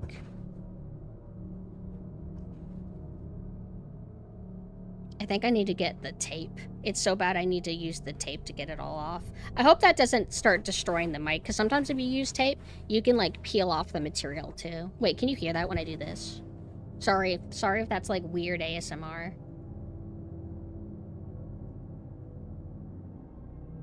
Personally, from my side, I don't mind. I figured that you guys wouldn't, but I don't know. I have a certain standard that I expect to uphold here. For that game, anyway. What if this happens to Resident Evil 1 Remake when I go back to that? I need to get back in my game, because I also was wanting to finally... It's a little spoiler of a game stream that I had lined up. Resident Evil 4 Professional difficulty. I was planning on finally doing that, because I've just delayed it for forever. I play Resident Evil 4 so much, but never try Professional. But if I'm sucking in RE2 this much, I don't have the confidence that that's going to go well anymore. Not that it was going to go amazing. Like, I'm not used to Professional, so I expect to make a lot of mistakes with that. You probably hear this a lot, but don't think about it too much. It'll eat at you where you'll go crazy. Believe me, I know. But I don't know how to not go crazy. What makes it worse is, you know, I come up with a theory, right? Like, oh, she has her back turned for a moment. Maybe what I used to do is I would weave behind her and then stand my ground. But the problem is that I'm so stressed, not like Manhara stress, just like video game stress. So stressed from to do the whole run to get to that point that I keep making amateur mistakes on the way before I even get a chance to do that part, and then it stresses me out more. It's so annoying. I'm so tempted to look at my old VODs really quick that are kind of like hidden, because I wanted all my VODs to be focused on my new model to just be like more uniform. It's OCD kind of autism shit. Let me see what I used to do.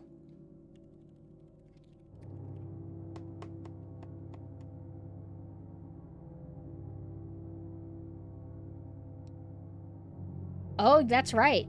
Whenever I debuted Nanessa, because initially when I started streaming, I was only Synth, but very quickly after I debuted as a Nanessa, original Resident Evil 2 was actually Nanessa's debut game.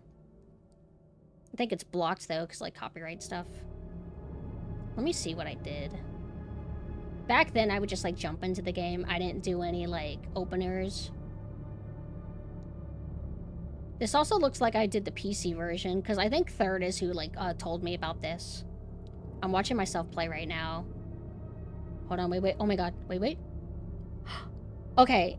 Old me, old Vroid Nanessa, as charming and adorable as she is, she's now getting the, red gem. I'll tell you the last time I made a weird amateur mistake that made me, like, go crazy with my perfectionism is there was a time where I streamed it. It wasn't the first time I streamed Resident Evil 2. It was probably, like, the second or third time. I fucked up and I took too much time fighting the G-boss. Like, you know that G-boss that's, like, in the kind of water grate area and he sends his little babies after you? I remember that I guess it had been a little bit since I played. I went to that part and I wasn't unloading on the boss really quickly with the Magnum, and then all of his little babies were coming after me and they actually killed me, and I remember being so confused. I think you're too hard on yourself. I should be. Ugh. All right, let me watch and see what my old self did. This would have been like 3 years ago. But the G boss is fine. You just have to like unload your Magnum really quickly. But I remembered after making that mistake, and that's what's happening now. Why am I walking so fucking slow?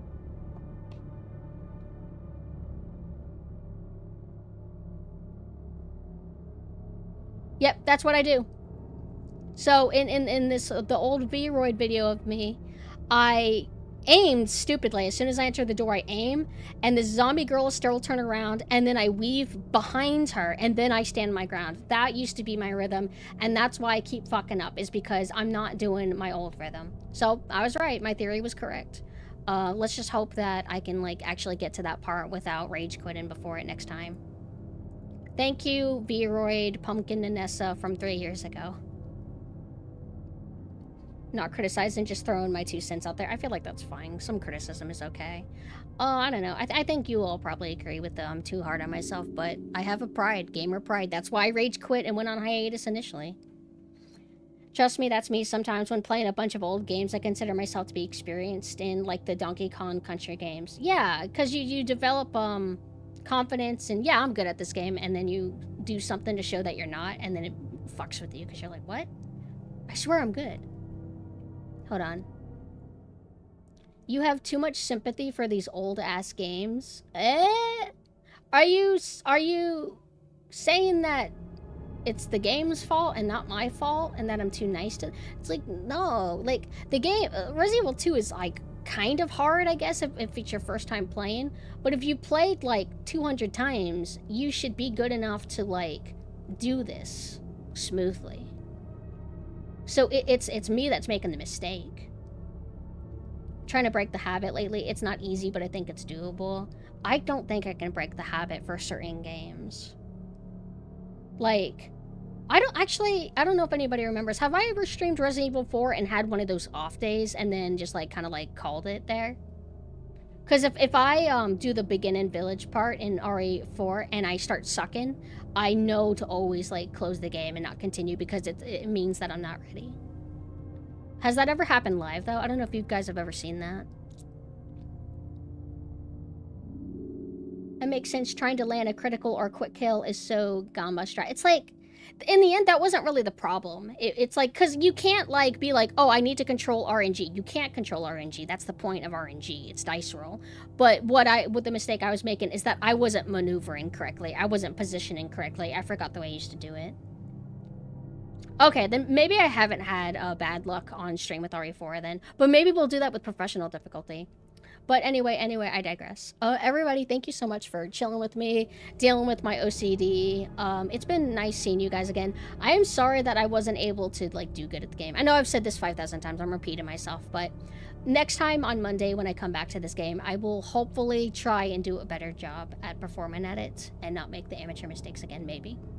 As for Silent Hill F, I don't know when I'm going to get back to it. But I think probably I'm not going to bother trying to beat it within the return window, if that makes sense. I'm just going to keep the game. I like it enough to keep it. Be sorry, feel bad, streamer. Yeah. Don't worry, I feel horrible and super sad. But I will be back later tonight as Sailor Synth. I don't know if I'm going to play more Revelations or if I'm going to move on to another game. Maybe I'll play maybe because I'm not fully mentally here yet, I guess. Maybe I'll play the pools game where I guess you just roam around in areas filled with water.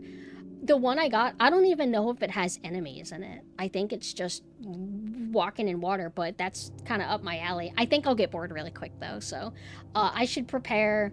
I'll play that game and then I'll probably assume that I'll play Revelations after it. Thank you, Saya, thank you. Let's see who we can possibly raid. God, it's been a while. I forgot about the joys of raiding.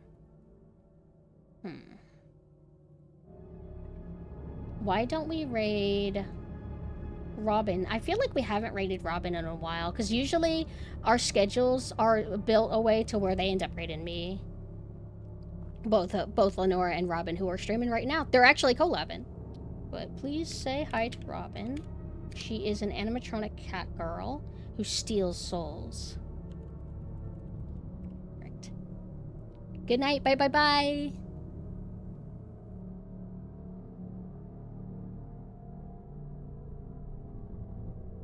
Oh, I forgot my routine. I'm sorry. Here's my Discord.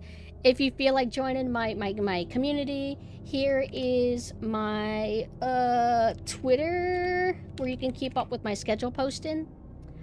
Here is the Sailor Synth stuff is on a different Twitter if you want to like keep up with that. And then website. Here's my website that has all my external links, ways to support, etc.